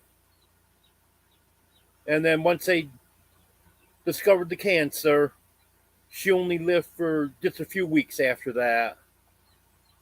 And then I found another beagle right after that was 6 years old. Well, the one that died from cancer the first beagle, the vet estimated she'd be between 10 and 11.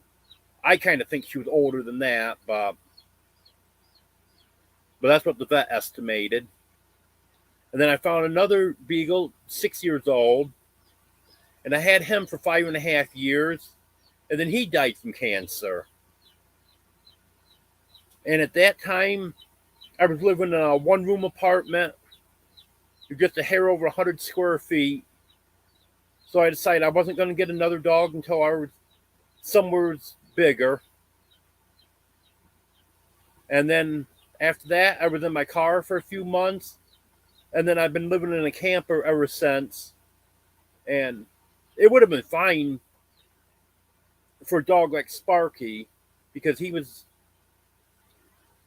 11 when I moved into that small apartment. So it was fine for him, because he didn't move around too much. He pretty much just laid around when he was inside. Then he'd want to go outside, and I'd walk him around a little bit. And he had a chain out there. He liked to be tied outside and lay outside in the sun and stuff. So it was perfect for him.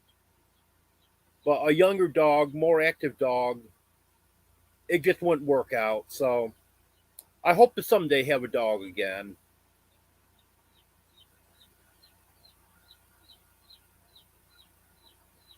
Yep. 7 cats, 3 dogs. That sounds more like me.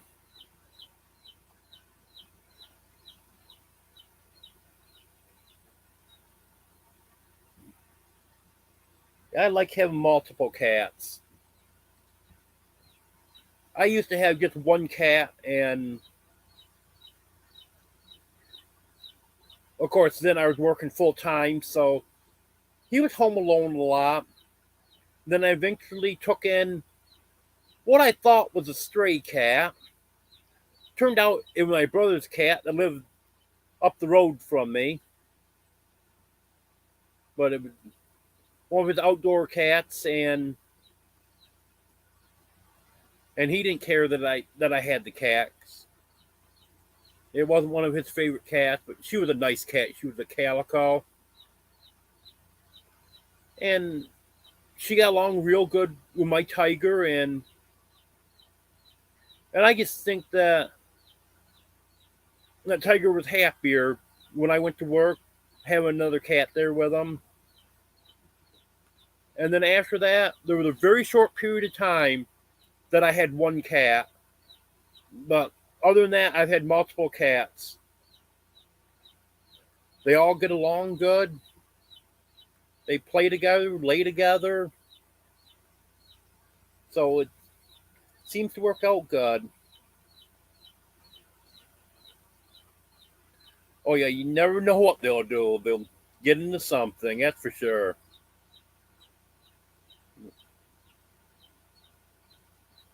I can pretty much predict what these guys are going to do. They each have their own thing that they like to get into.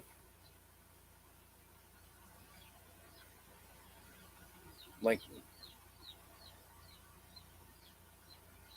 this one here, Superman. I know you can't see which one I'm petting, but Superman, he's the one that likes to climb up on my shoulder. And he'll come and lay on my chest when I'm trying to sleep. You know, that's what he's always going to be up to. And then Daisy, she's the one that's going to start racing from one end of the camper to the other.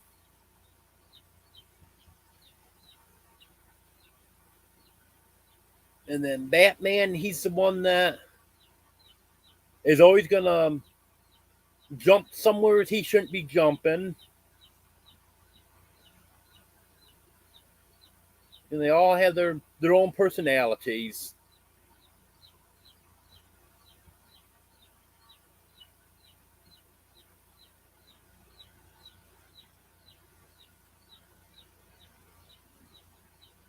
Yeah, I hear the chicks. They must be hungry. The last time they started in like that, I fed them and then they were fine after that.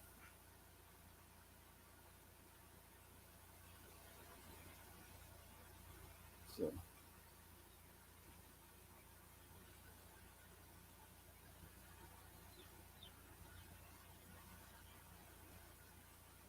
Yeah, I was wondering if you could hear them. They got pretty loud. They quieted it down now. It's been about 2.5 hours since I fed them, so I just gave them a little bit. They probably ate all that and they want more now. Typical chickens.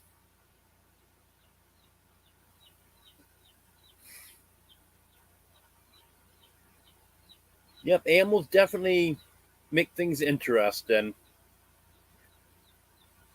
Well, speaking of feeding animals, I feed the geese and my landlord's chickens at free range right out my front door. I get to open the door and throw the food out to them. When he was feeding them, he just put some food down up by the barn for them, so they've always eaten off the ground. We ought to see the geese. They will go right to the spot where I'm going to throw the food every time, and then when I go to throw the food, they duck. I'm going to have to get that on video. It's funnier than heck. They won't move all the way or anything. They just duck when I throw the food out. I'll try to video that tomorrow. Yeah, they did get pretty loud there.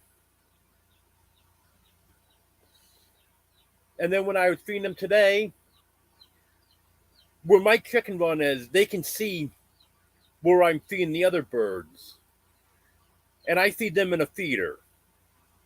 Well, I could see from where I was that they had food in their feeder. But I throw food out to these birds. Apparently, they think it's something better than what they have in their feeder. So they all come to the fence and they're staring and pacing around and stuff. Well, what are you going to throw to us? I told them, you got food in your feeder. I can see it right from here. It's the same stuff I just gave them. Go eat it. But no, they think I have to throw something to them.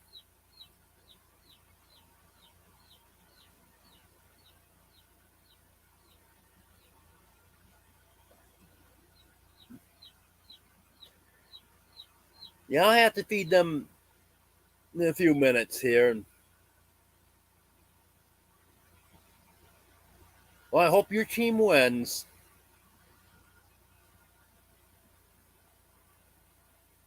Having something good for dinner? I hope so. Well, thanks for stopping in, G Pants. I appreciate it.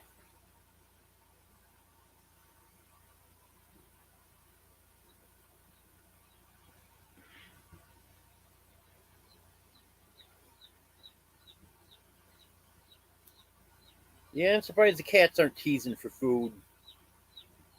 They will here in a little bit. They've got 3/4 of the dish of dry food that I keep out for them all the time. They've got that 24/7. Then they get some canned food just before I go to bed. But they've been pushing me a little bit at it. They figure if they can get it a little bit early, then just before I go to bed, they can tease her some more. And sometimes it works. Sometimes I do give in and give it to them twice.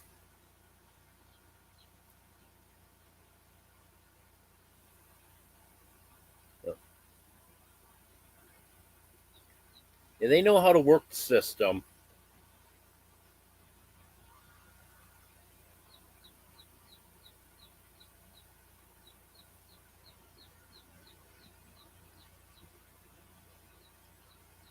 What, anyone else have any questions?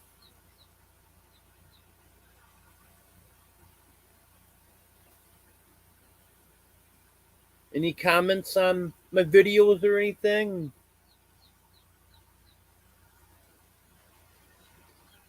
I know a lot of you commented that you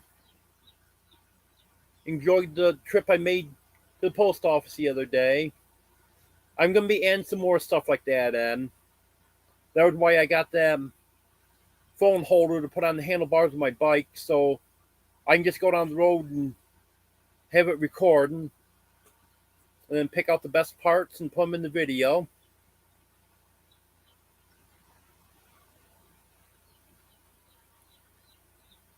Yes, they do, Sue. Yep, they know exactly how to work me.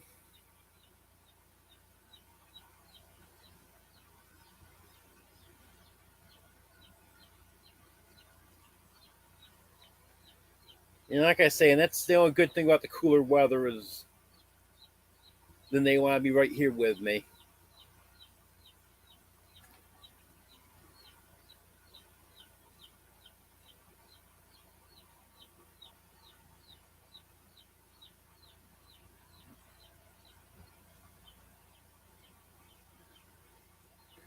Yeah, I'll do that.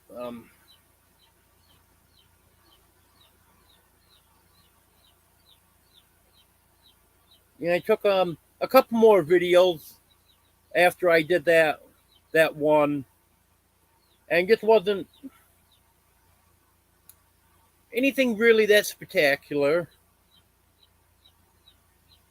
But I'll try to get some clips, and I know when the leaves start turning, I should be able to get some good foliage, and I'll be sure to put that in.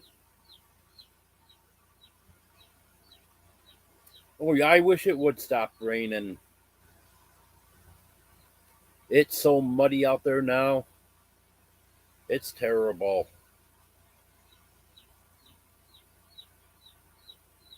I can't even think about wearing my sneakers or shoes now. I have to wear my boots.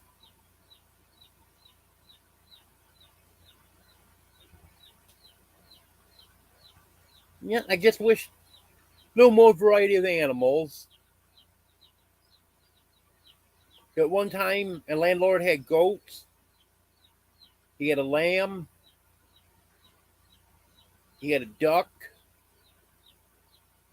Actually, last year he had 3 ducks.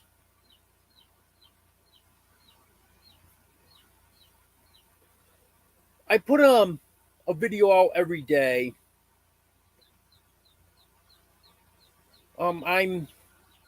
It's been between 10 o'clock and midnight Eastern time. Mostly I've been getting them out. I'm going to try to start doing them a little bit earlier. A few it's worked out, I got them out earlier. And then the other night I had one just didn't want to upload. It took, I think it was over 4 hours to upload. Then other ones I get uploaded in about an hour. And I'm thinking about even doing some video on the day before, and then maybe late afternoon get the video out from the day before and do it that way. Because it seems like if I can get the videos out a little earlier, then everyone can watch them that day, and I seem to get more views on them. I'm still new at this.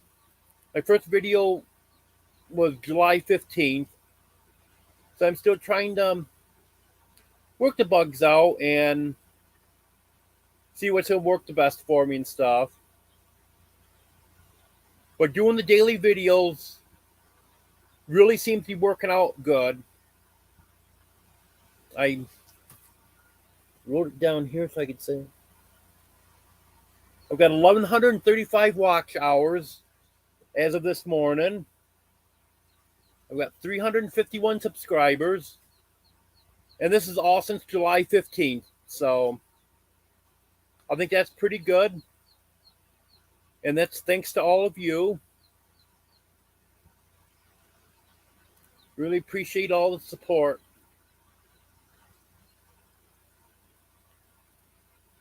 I really like to get to, well, actually, my goal is 1,000 subscribers and 4,000 watch hours, which I don't think the watch hours is going to be a problem. It's just going to take some time to get to 1,000 subscribers.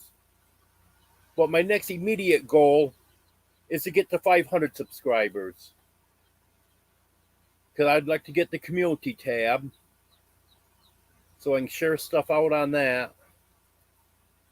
But I'll get there. Yep. I definitely will get there. Because during last week's live, I had 990 watch hours. So I've gotten 145 watch hours this week. So if I can keep getting 145 watch hours every week, I'll be to 4,000 in no time.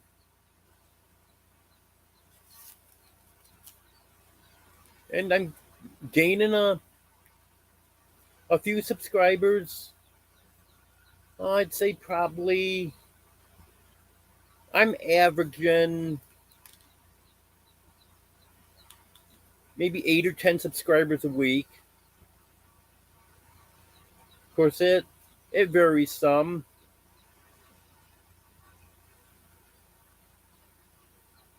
When Dogman shared my video out right in the beginning there, I got almost 200 subscribers within 2 or 3 days. Then it slowed down. He shared another one out, and I got a few more. I think I got about 20 or so that time. And then I just been interacting with people in lives, and I know that's how I got connected with quite a few of you.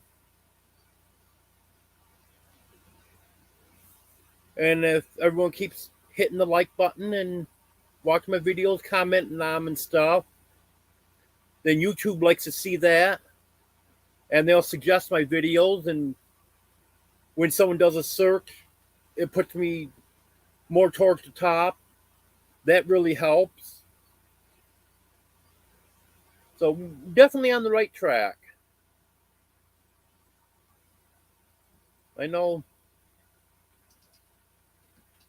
I definitely will get there at some point.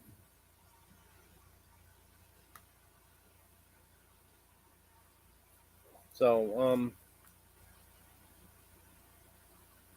on subscribers, that puts me 35% of what I need. And for my watch hours, I can't do that in my head right now, but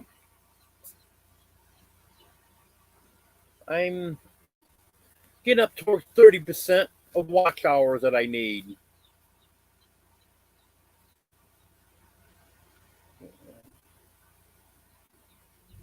Yeah. 28 thumbs up. That's good. If anyone hasn't hit the thumbs up yet, please do. That will help.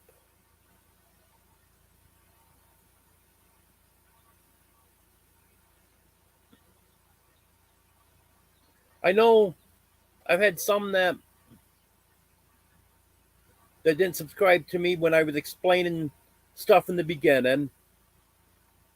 So I'll go over that. My back issues, I actually believe originated from back in 1996 when I shattered my T12 vertebrae. I was climbing up onto a fire truck to put the hose back on after a fire, and my knee gave out, and I fell off backwards. And where I landed was right on the shoulder of the road, and the blacktop was an inch or so higher than the shoulder of the road, and that was right where my T12 vertebrae landed, and it shattered. So I had to have surgery to have plate and screws put in. And I recovered from that. It took about a year, but I eventually recovered as good as I was gonna from that.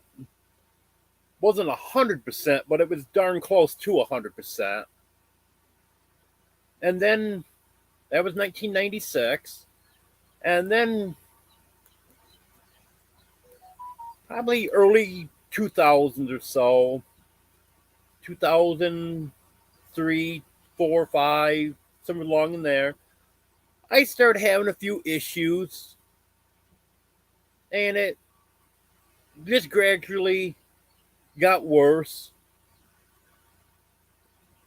And from what I understand is, and it makes sense, that when I had the plate and screws put in, that put more pressure just below and just above. And where my problems are now is just below. So I'm sure that things started building up from that. And then I guess gradually got worse and worse and worse and worse. And then the last 5 years or so, about 5.5 years, it's really been bad. It was in February of 2017, because it was right after my mom died. Because I remember thinking when I was at the hospital, the parking garage was across the street, and it was quite a walk to go across the bridge that they had that you could walk across into the hospital and then get to her room and stuff. And I was thinking, well, I can make this walk, and think they're pretty good, because I had gastric bypass surgery a year before that, because I used to be 410 pounds. And I lost a lot of weight. I'm down to just under 250 now. And that was when I was noticing I can really start to move around good now, and things are really good. And then in fact, it was the day that she died. I was just hired for a job at a grocery store where it was bringing carts in, cleaning the bathrooms, and emptying the trash, and stuff like that. And I've been delivering newspapers, and I needed more income. Well, right after I started that job at the grocery store, and it could have been aggravated by pushing the carts also, all of a sudden I started having pains going down my leg. Well, it took quite a while before anyone figured it out. And finally, I saw a doctor that said, it's not your leg that's causing the problems, it's your back. So I had x-rays done on my back, because they've been x-raying my leg, and, there's nothing wrong with your leg. You've got arthritis, and you got bursitis and stuff. It'll get better. But it just kept getting worse. Well, then once that doctor figured out that it was originating from my back, sent me for x-rays on my back. And then, this is what I suspected.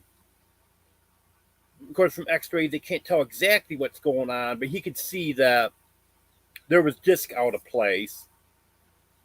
So he sent me to an orthopedist, and I'd already seen an orthopedist, and he never picked up that it was coming from my back. And this was a primary doctor that figured that out. So he sent me to an orthopedist, and then he took a look at the x-rays. Well, we need an MRI. He said there was definitely something wrong in your back there. So I had the MRI done, and then he could see exactly what was what. And I've got several discs that are pushed out into the right side. And it's my right leg that's affected. The left leg's fine, but my right leg, I've got very restricted movement in it. Pain going down my right leg. My right leg actually is what more of my problem. Now, I shouldn't really say more of my problem, but that's what I can feel more than my back. But the problems actually originate from my back. And they've tried doing injections in my back 4 different times. And I'll get some relief for a very short period of time. It really doesn't do much. I've been in physical therapy for almost a year now. And I was in physical therapy a few years back when it first started so bad. It was about 4 years ago. I was in physical therapy, but the insurance would only approve 20 visits back then. And it helped some, but then my 20 visits was up and couldn't go back again. Well, this time, it actually was the insurance company's idea for me to do physical therapy because they wanted to do another MRI because first one was done in 2018. So they wanted to do another one last year since it'd been a while. And the insurance company wouldn't approve it. And also I started physical therapy. So I started physical therapy last November, and I've been going ever since. And every so often, every couple months or so, they have to send an evaluation in the insurance company and request an extension. And every extension's been approved. So here we are almost into October, so I'm talking almost 11 months now that I've been going to physical therapy, and that has been helping me. Of course, it's never going to be perfect, that's for sure. But I'm doing better now than I was a year ago. But it just seems like now it's to the point where I'm not really getting any better. It's just maintaining where it is. Which I can live with that. Because at least now I can sleep sometimes 3 or 4 hours. Not always, but sometimes I can take 3 or 4 hours before I have to before I wake up and have to reposition. So it's better than it was. I walk into my biggest thing. I can't walk far at all. And I can't climb hardly at all. I've got 2 steps coming up into my camper, and some days that's difficult to even make those 2 steps up into my camper. But I deal with it the best I can. And I know it sounds crazy. Some don't see how I can ride a bike. The bike actually, short distances, will help me some. When I go to physical therapy, they put they have their heat pads that are in hot water, and then they take them out and wrap them up, and that's what they use. They put the heat pad on me when I first get there. Then there's some stretches that I do. Then the next thing I do, I ride a bike for 15 minutes. And that just seems to loosen things up. But if I go too long on the bike, which at physical therapy, the 15 minutes is fine. But around here, when I'm trying to go places, like when I go to get propane, that takes me probably 45 minutes to an hour to get there.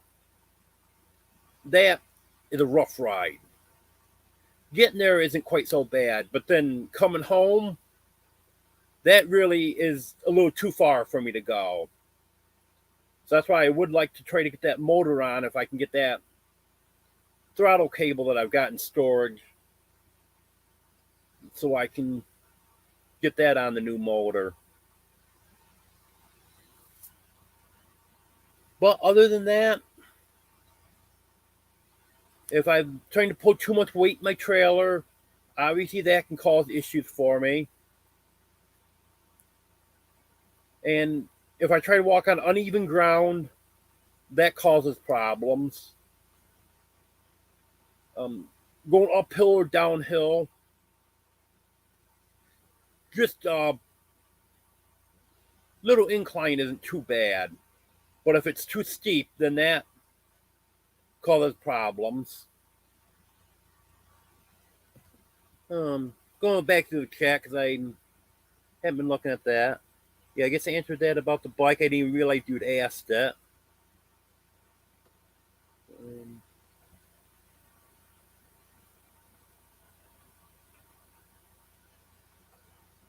I don't know if there's anything else I missed here or not. But if anyone's got a question that I missed, go ahead and ask. I'm going to try to glance over at the chat a little more often now.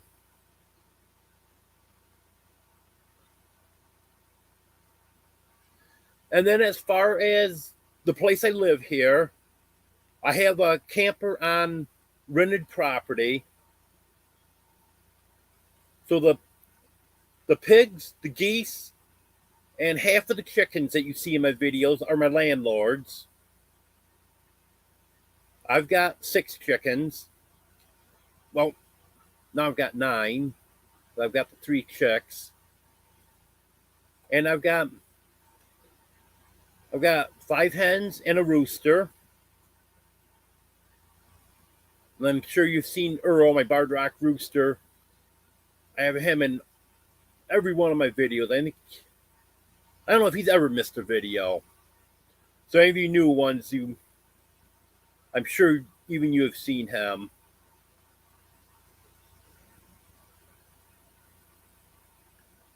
And I'm going to try to add a little more stuff in. I try to add some of my projects in.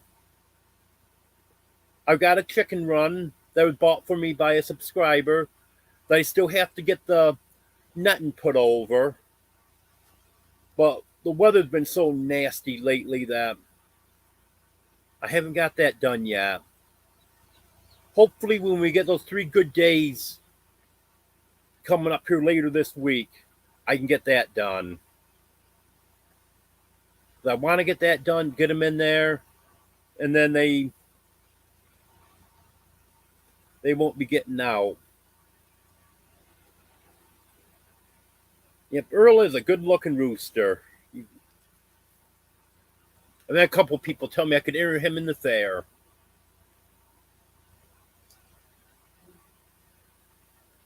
Yeah, I'm very happy with Earl. He got a little aggressive there for a while. I thought I was going to have to get rid of him. That was before I started doing videos. It was in May. He turned a year old June 1st. And in May, all of a sudden, he started getting aggressive with me. And first time he did it, I reached in to grab the feeder. I reached over the fence. I was going to grab the feeder to put more food in it. And he kicked me. Well, I'm thinking, well, maybe I scared him. I didn't really think I did. I thought he saw me there. But I just thinking, well, maybe it was an accident. Maybe I scared him and he just kicked his foot up. Well, that wasn't what happened. Because then he started doing it every time I got near him. Even when I tried to let him out in the morning, I reached down to open the coop up. I had to pull my hand back real quick. Because he would turn around and kick me from behind. And he wasn't spurring me, but his toenails were getting in. On the fly on there. I was wondering what just happened because I didn't see anything on the camera lens of the fly. And then he started coming after me.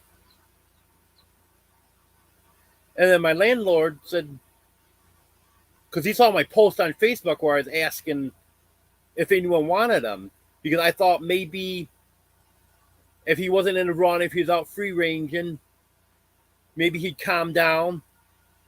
Because he'd always been the sweetest thing up until he was,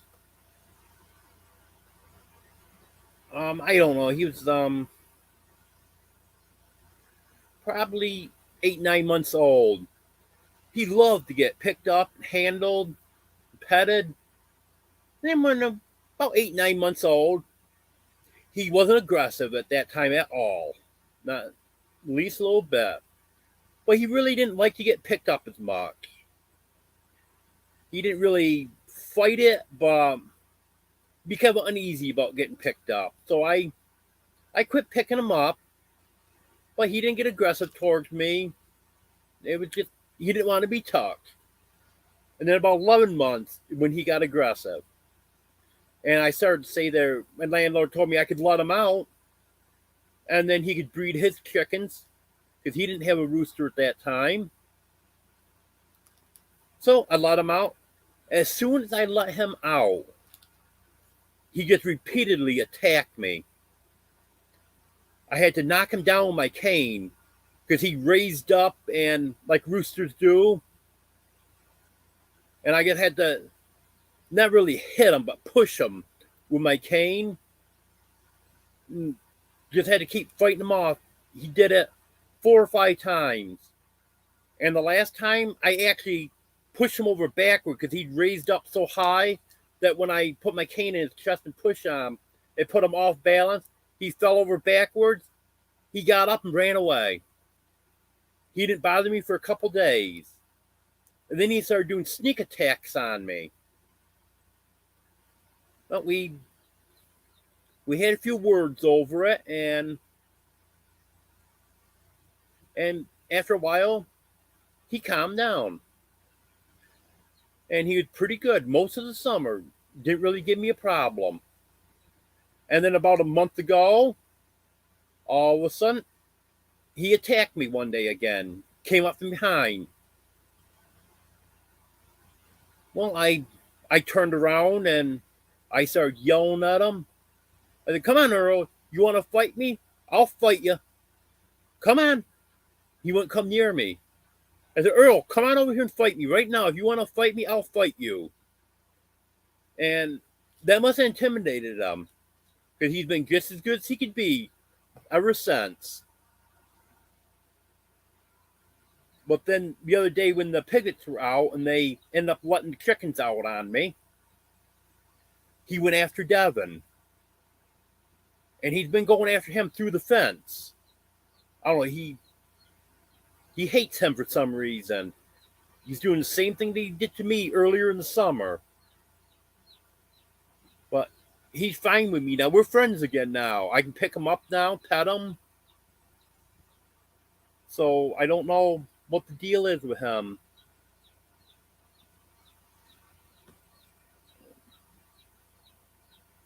I'm just checking to see if there's anything I miss.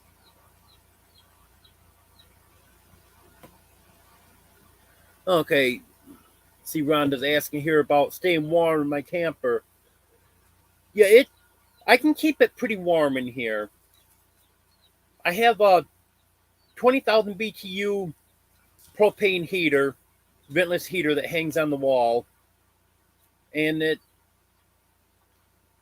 that keeps part of the camper warm. I don't heat the whole camper. Actually, this winter, I'm going to move from the main section of the camper down into the bedroom. And the bedroom's smaller, and I think it'll heat that with no problem down there. Because when it really drops down, it can get a little chilly out here because my bed is at the farthest wall away from where I have the heater because there really isn't another good spot to put it. But my bed won't be as far away from where I'm going to put the heater down there. So that should work out good. Last winter, my biggest problem was propane before I found that local place I could ride my bike to. Because I couldn't didn't even want to take me to get my tanks filled, and I was having to buy exchange tanks. And that was so expensive because the exchange tanks are around $20 and you only get 15 pounds in them. Where I can get a 20-pound tank filled with, get the full 20-pound for $14 by getting it filled. So that's going to work out better this year because I didn't find that place until I knew the place was there, but I didn't know they sold propane until like 3/4 of the way through the winter. And I want to get a new heater for this winter because this one's about 3 years old. And last winter, even after I cleaned the pilot out in it and stuff, the flame didn't look just right in it. And it kept going out on me. You know, when it's 20 below zero and you wake up and the heater's out, that's not good. And sometimes it gives me issues with lighting, so I want to try to get a new heater, new propane regulator, everything. So this winter I'll have everything new because this worked great when the heater was new, and for a couple years after that, I never had a problem with it. So I want to try to get new heater, new propane regulator. I want to get over those crossover regulators. I have one now, but sometimes it doesn't want to switch over. So I'm thinking maybe that's getting wore out too. And then I shouldn't have any problem with staying warm this winter. As long as I get the propane, I should be set.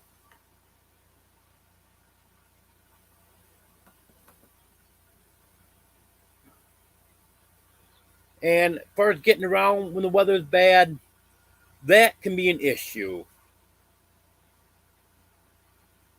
I know last year I had to go to the store one day in a snowstorm.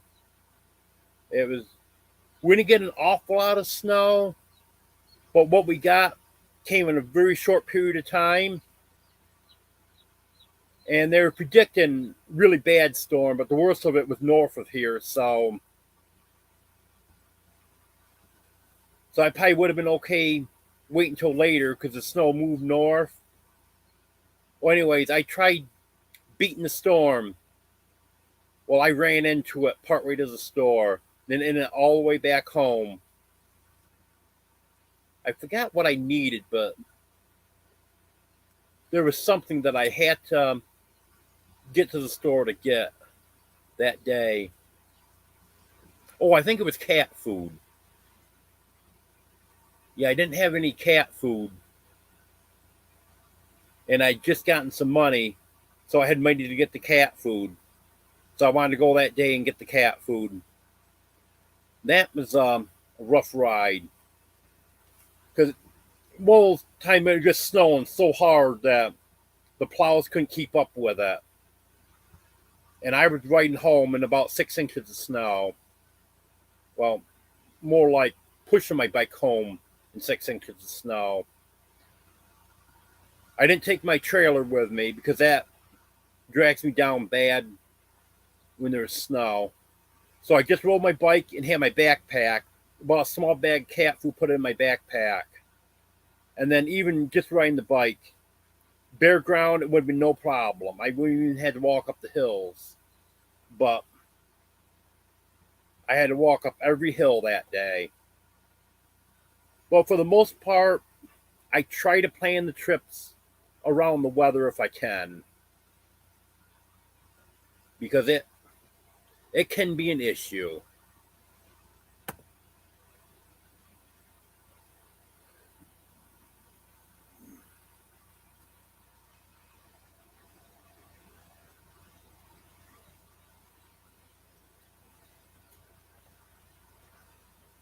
Yep, it's good if I can get stocked up for winter. That'd be good.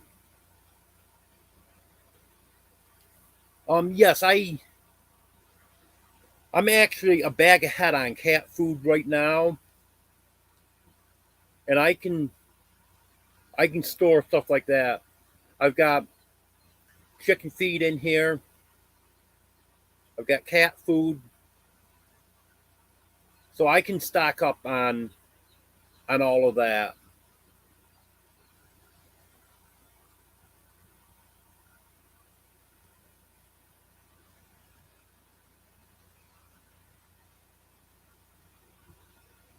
Um,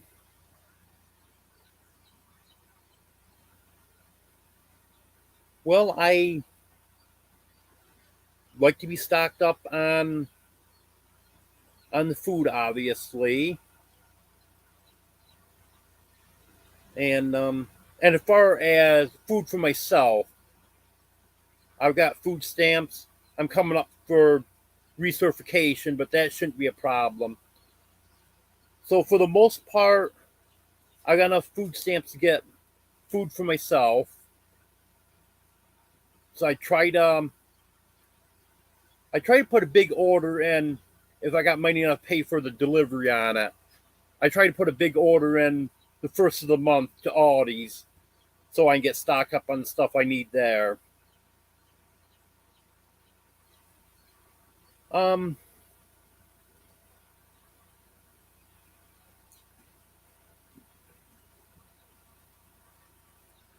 yeah, like I was saying there, Brett, I'm probably going to use up all my hours on one or two lives. I might have to look into to upgrading. I don't know how much that is. I checked into it once. I don't think it was too bad to upgrade. Um, a 16-pound bag of cat food will last me. Let me see. It's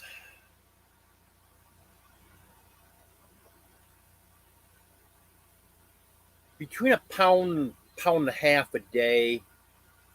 So 30 to 45 pounds for a month. Of course, now they're getting canned food. That stretches that a little bit. So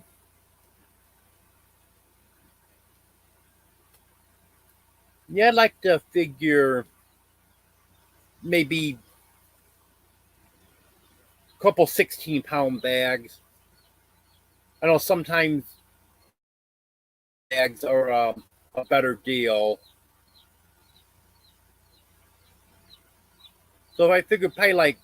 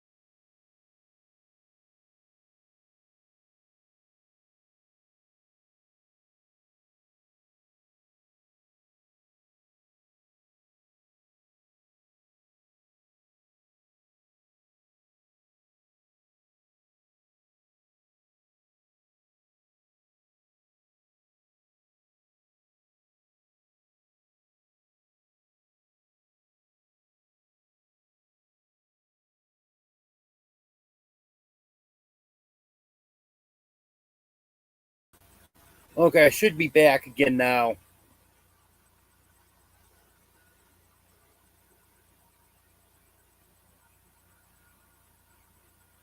Can everyone hear me and see me okay?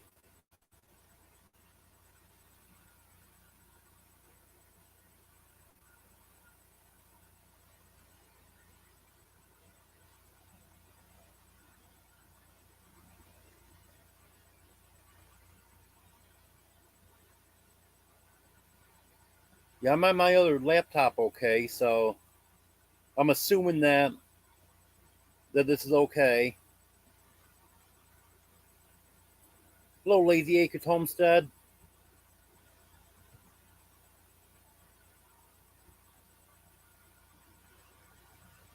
Look, I don't know what happens here, but for some reason StreamYard keeps going out on me, and then I have to refresh, and then it comes back. But the chat on my other laptop still keeps going. I use Friskies cat food.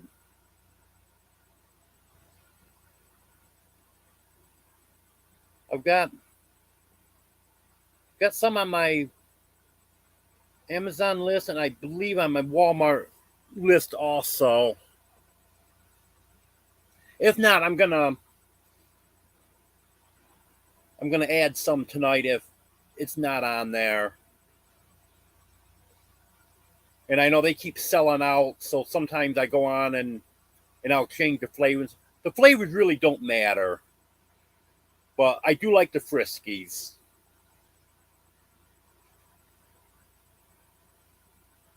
And the canned cat food, I've been getting a little bit more of that. I've been giving them 2 cans between the 6 cats. I give them 2 cans a day. I might increase that a little bit, and then that'll stretch the dry food a little farther. But I don't want to give them too much canned food, then end up running out of that because they like it, and it's good for them too. It's good for them to get some of that canned food. So I'm glad I'm able to give them some because they went quite a while without getting any of that.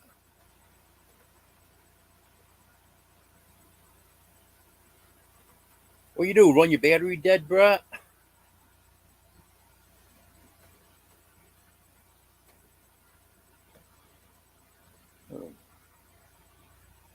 And miss anything else here? I know I was just getting ready to read some comments when this went out on me.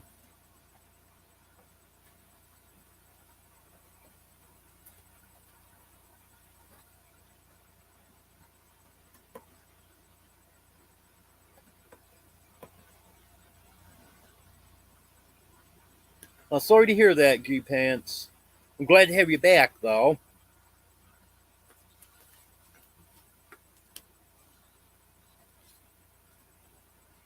Okay, thank you. Yeah, I'll keep the list updated. I really appreciate that.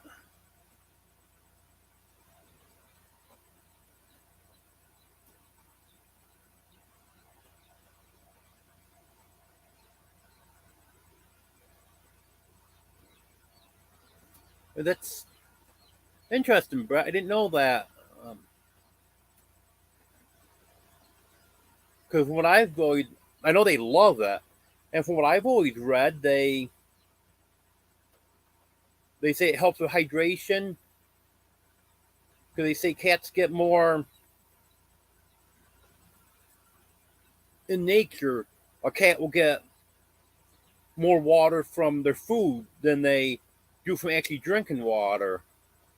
I know I have to get a fountain for him because I have one cat, Batman. He's the one that looks like Bob. Because he won't just go to the dish and drink. He always has to stick his paw in and stir the water up, and as the water's sloshing around, he drinks it.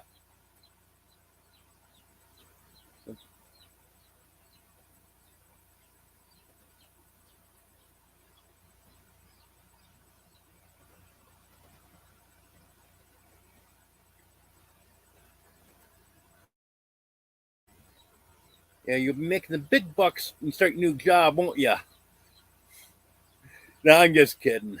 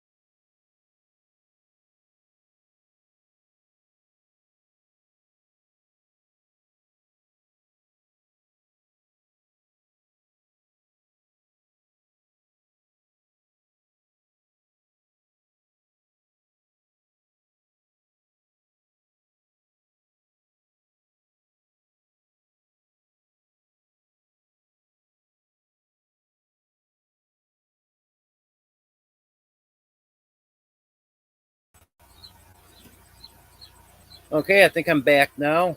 I'm sorry about that.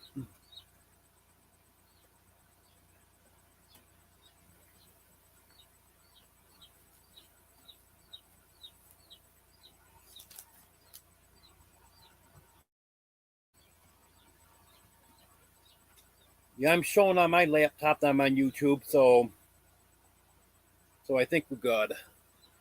Okay. Yeah, I'm sorry about that, everyone. I don't know what's going on here. I'm using the hotspot on my phone.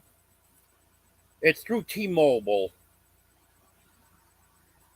My provider's actually Assurance Wireless, but they work off the T-Mobile towers.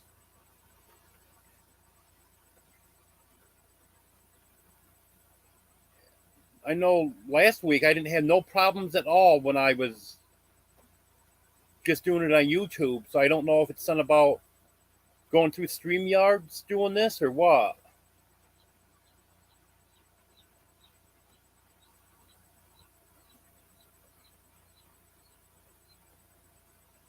I used to have Bix Wireless for internet that worked off the AT&T towers, and I had, I think it was 400 or 500 gigabytes a month on it. And I used to have, that was back when I had a TV. I used to have my TV on almost 24 hours a day. Didn't have it on when I went to work, but that was about it. And I always had a, my antenna broke. I never replaced the antenna.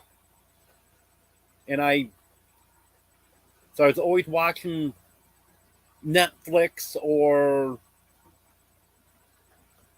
YouTube or something like that. So I was going through the internet for all my TV watching, and I never went through more than 300, 350 gigabytes a month, plus all the stuff I did online. So I know something like that would work out for me, but that's like $130 a month, so that's out of the question.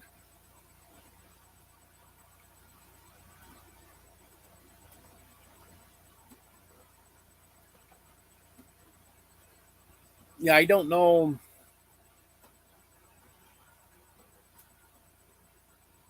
what's going on. I've got my phone sitting in a window.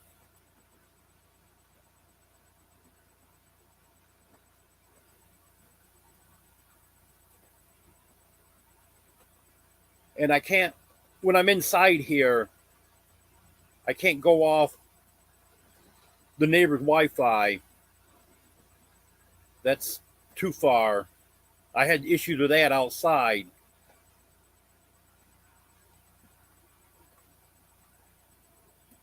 And I still haven't got that Wi-Fi extender hooked up, but even if I get that going, that's still not gonna reach in my camper because I had issues outside, and that was probably 50, 75 feet closer than where I am right now. So I know that there's no way I could get back in here.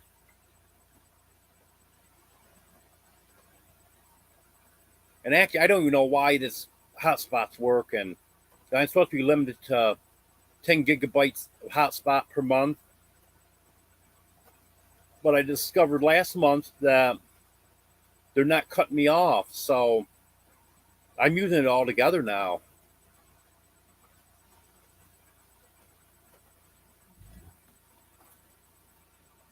I don't know if there's anything I missed here.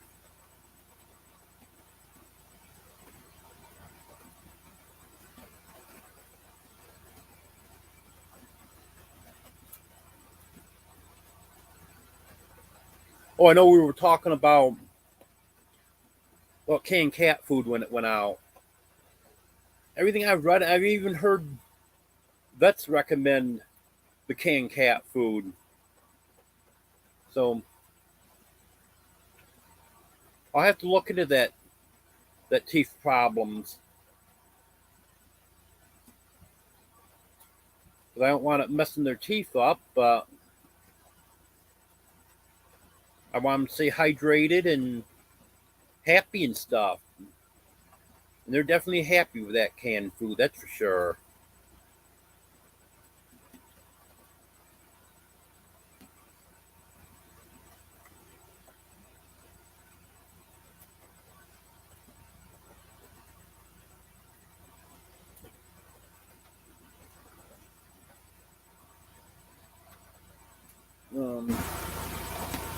I know there was something else that we were talking about a few minutes ago.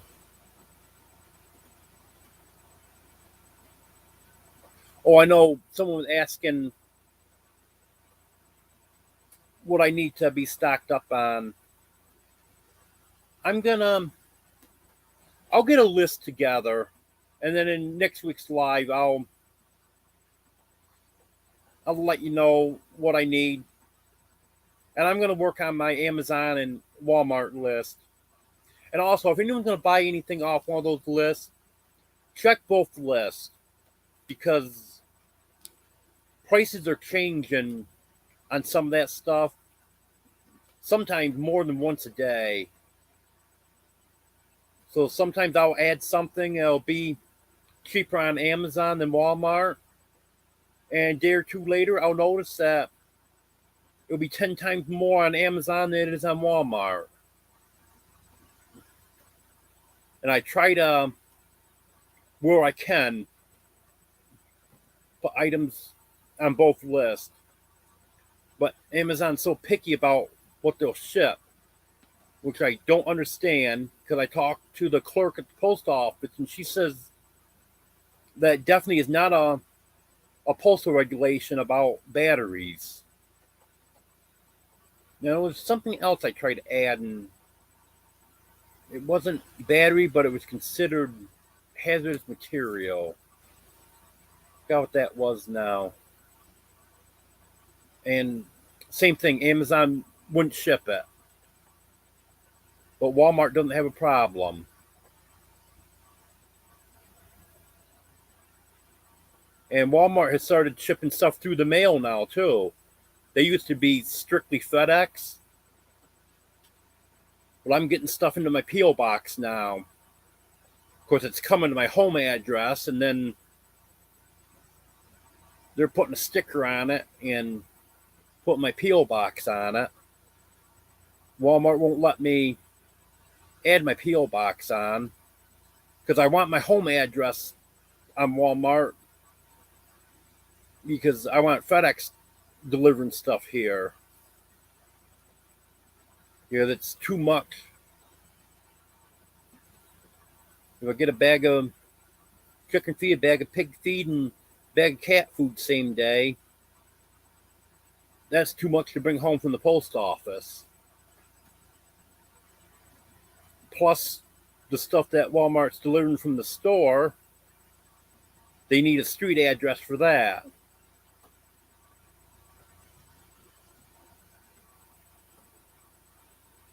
How do the chickens stay warm? Actually, last winter, I brought them inside. And I had them in a big dog kennel and also a big tote. Wasn't an ideal situation for them, but for the coldest part of the winter, that was all I could do. Because we had multiple days last year. It got down 20 below zero at night. And it was just too cold for him out there. I noticed that Earl had frostbite on the tips of his comb when it had just gotten down to like 5 or 10 below zero that night. So that's when I decided it's too cold. They're coming in. So they came inside. They were inside here for a couple months. I think I had to bring them in. Maybe not quite 2 months. I think I brought them in. Yeah, probably about 2 months. I brought them in around the middle of January. And then, of course, when being inside, I had to wait till it warmed up halfway decent because I could have put them back outside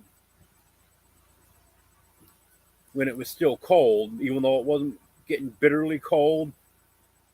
Still, I didn't want a chance of putting them outside where it was getting down 10, 20 degrees after they've been in here where it was 50 degrees all winter. So about the middle of March, I put them back out.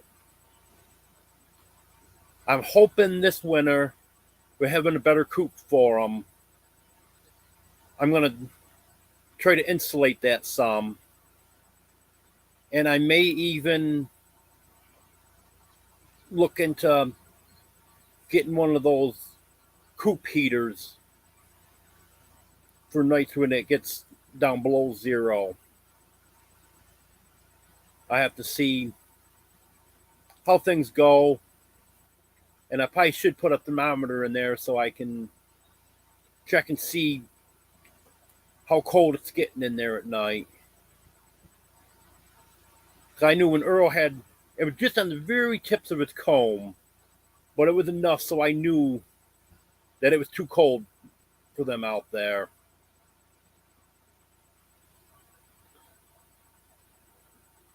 Plus, I don't have as many chickens as I originally planned on. Because I originally had bought 11, 10 pullets and the cockerel. And then 2 of the pullets died within the first week of having them. And then one of them ran away on me. Oh, she'd probably 3 months old or so. 3-4 months old. They'd gotten out of the run one day. And I couldn't get her back in. And then it was just before dark. So I figured, well, when it gets dark, she'll be roosting out there. I'll be able to walk right up to her. I went out, she was gone. And I was outside. Someone told me a predator probably got her. No, definitely not. Because I was right outside and there was no commotion at all. I went back half hour later when it was completely dark and she was just gone. I looked up in the trees all over the place. I could not find her anywhere. And she never came back the next day. So she ran away. And then neighbor's dog got my 2 Easter eggers, which I love those chickens. They were about 5 months old when he got them. So I never even got an egg from them to see if they were laying blue eggs or what they lay, because that's what I was hoping. Even though all Easter eggers don't lay blue eggs, I was hoping I was lucky and got a couple that did. But he got both of them.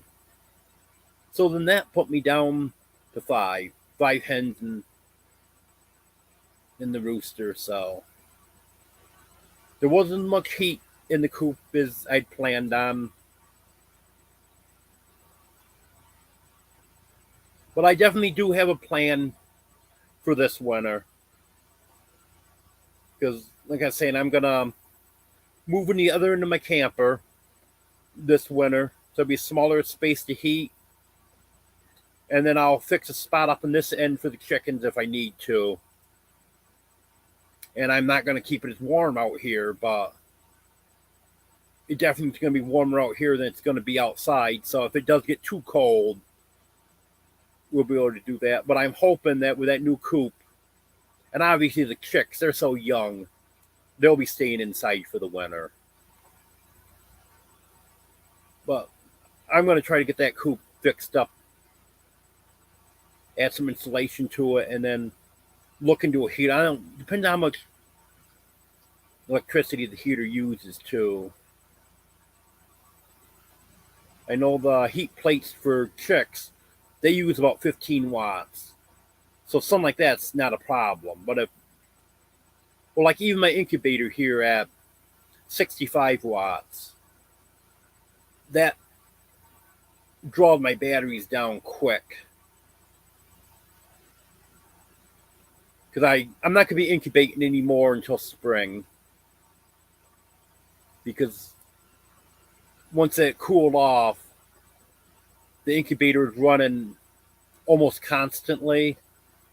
And that started drawing my batteries down too quick. When it was still in the 70s and stuff, it wasn't taking an awful lot to keep the incubator up there. But I haven't had any heat on yet this year, so it's getting down in the 50s. Like one night, it got down to 49 in here, which is fine because I only keep it around 50 during the winter anyways. But between using my new battery and my old battery, it was struggling to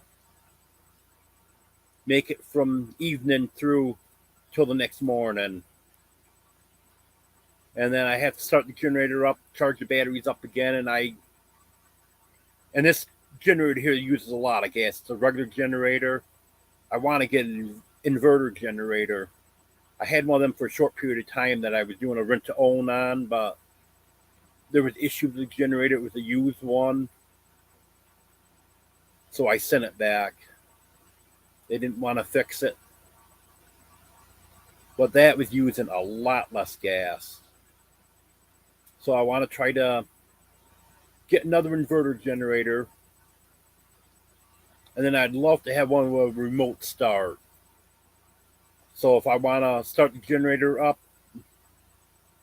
on a cold night during the winter to make a pot of coffee or throw something in the microwave or whatever, I can just push a button, do what I need to do, and push a button to shut it off. But it all depends on what I end up getting from my fundraiser.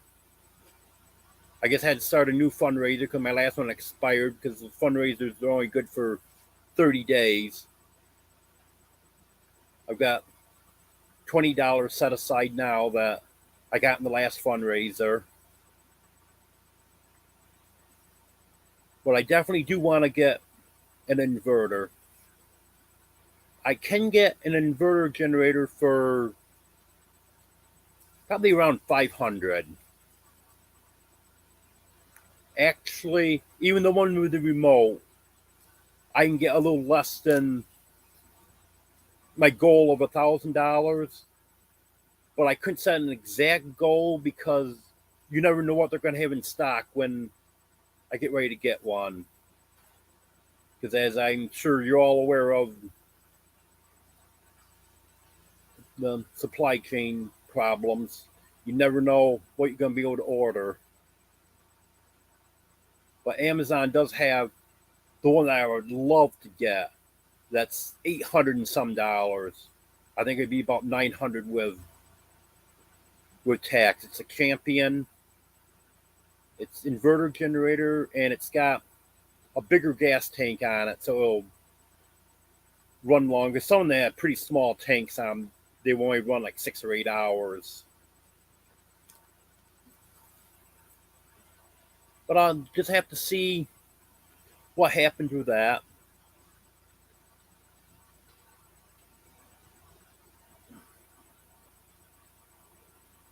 Well, thanks for stopping in, Sue. I appreciate it.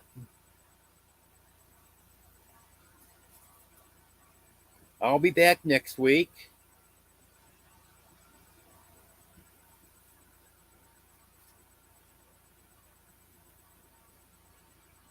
Any other questions? Comments?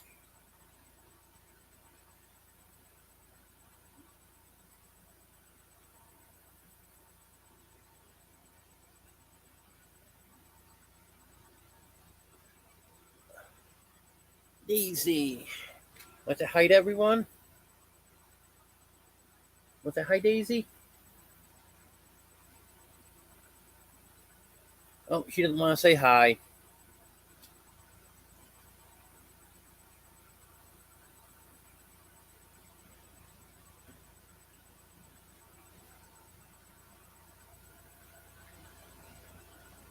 Yeah, she's another one of those wants to lay right next to me, but got to be on her terms.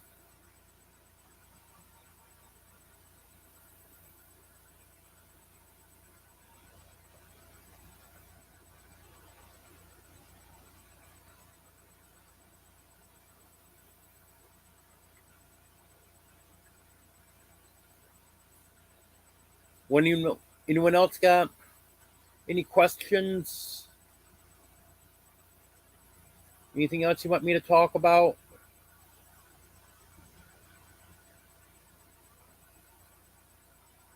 But if not, I think I'll close this out. Feed the chicks.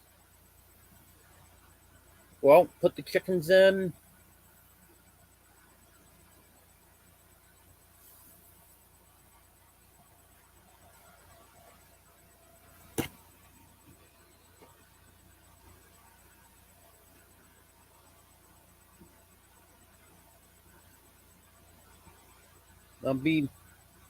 I guess I'm saying there, I'll be updating my list.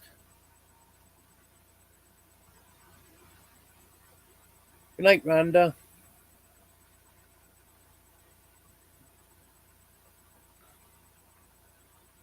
Well, I think I'll go now then. I'll be back next week. I'll have a video out tomorrow. I'll have a video out every day this week. Live again next Sunday. I appreciate everyone stopping in. Thank you for listening to me ramble on. Thank you for the questions. Thank you for the comments. Thank you for all the support. I really appreciate it.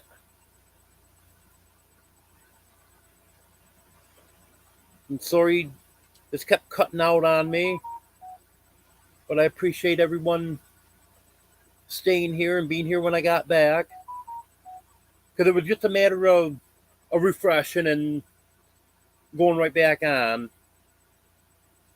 So I don't know why it was doing that.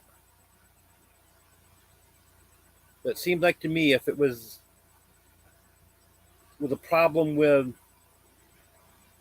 my hotspot, that I would have trouble refreshing and going back on.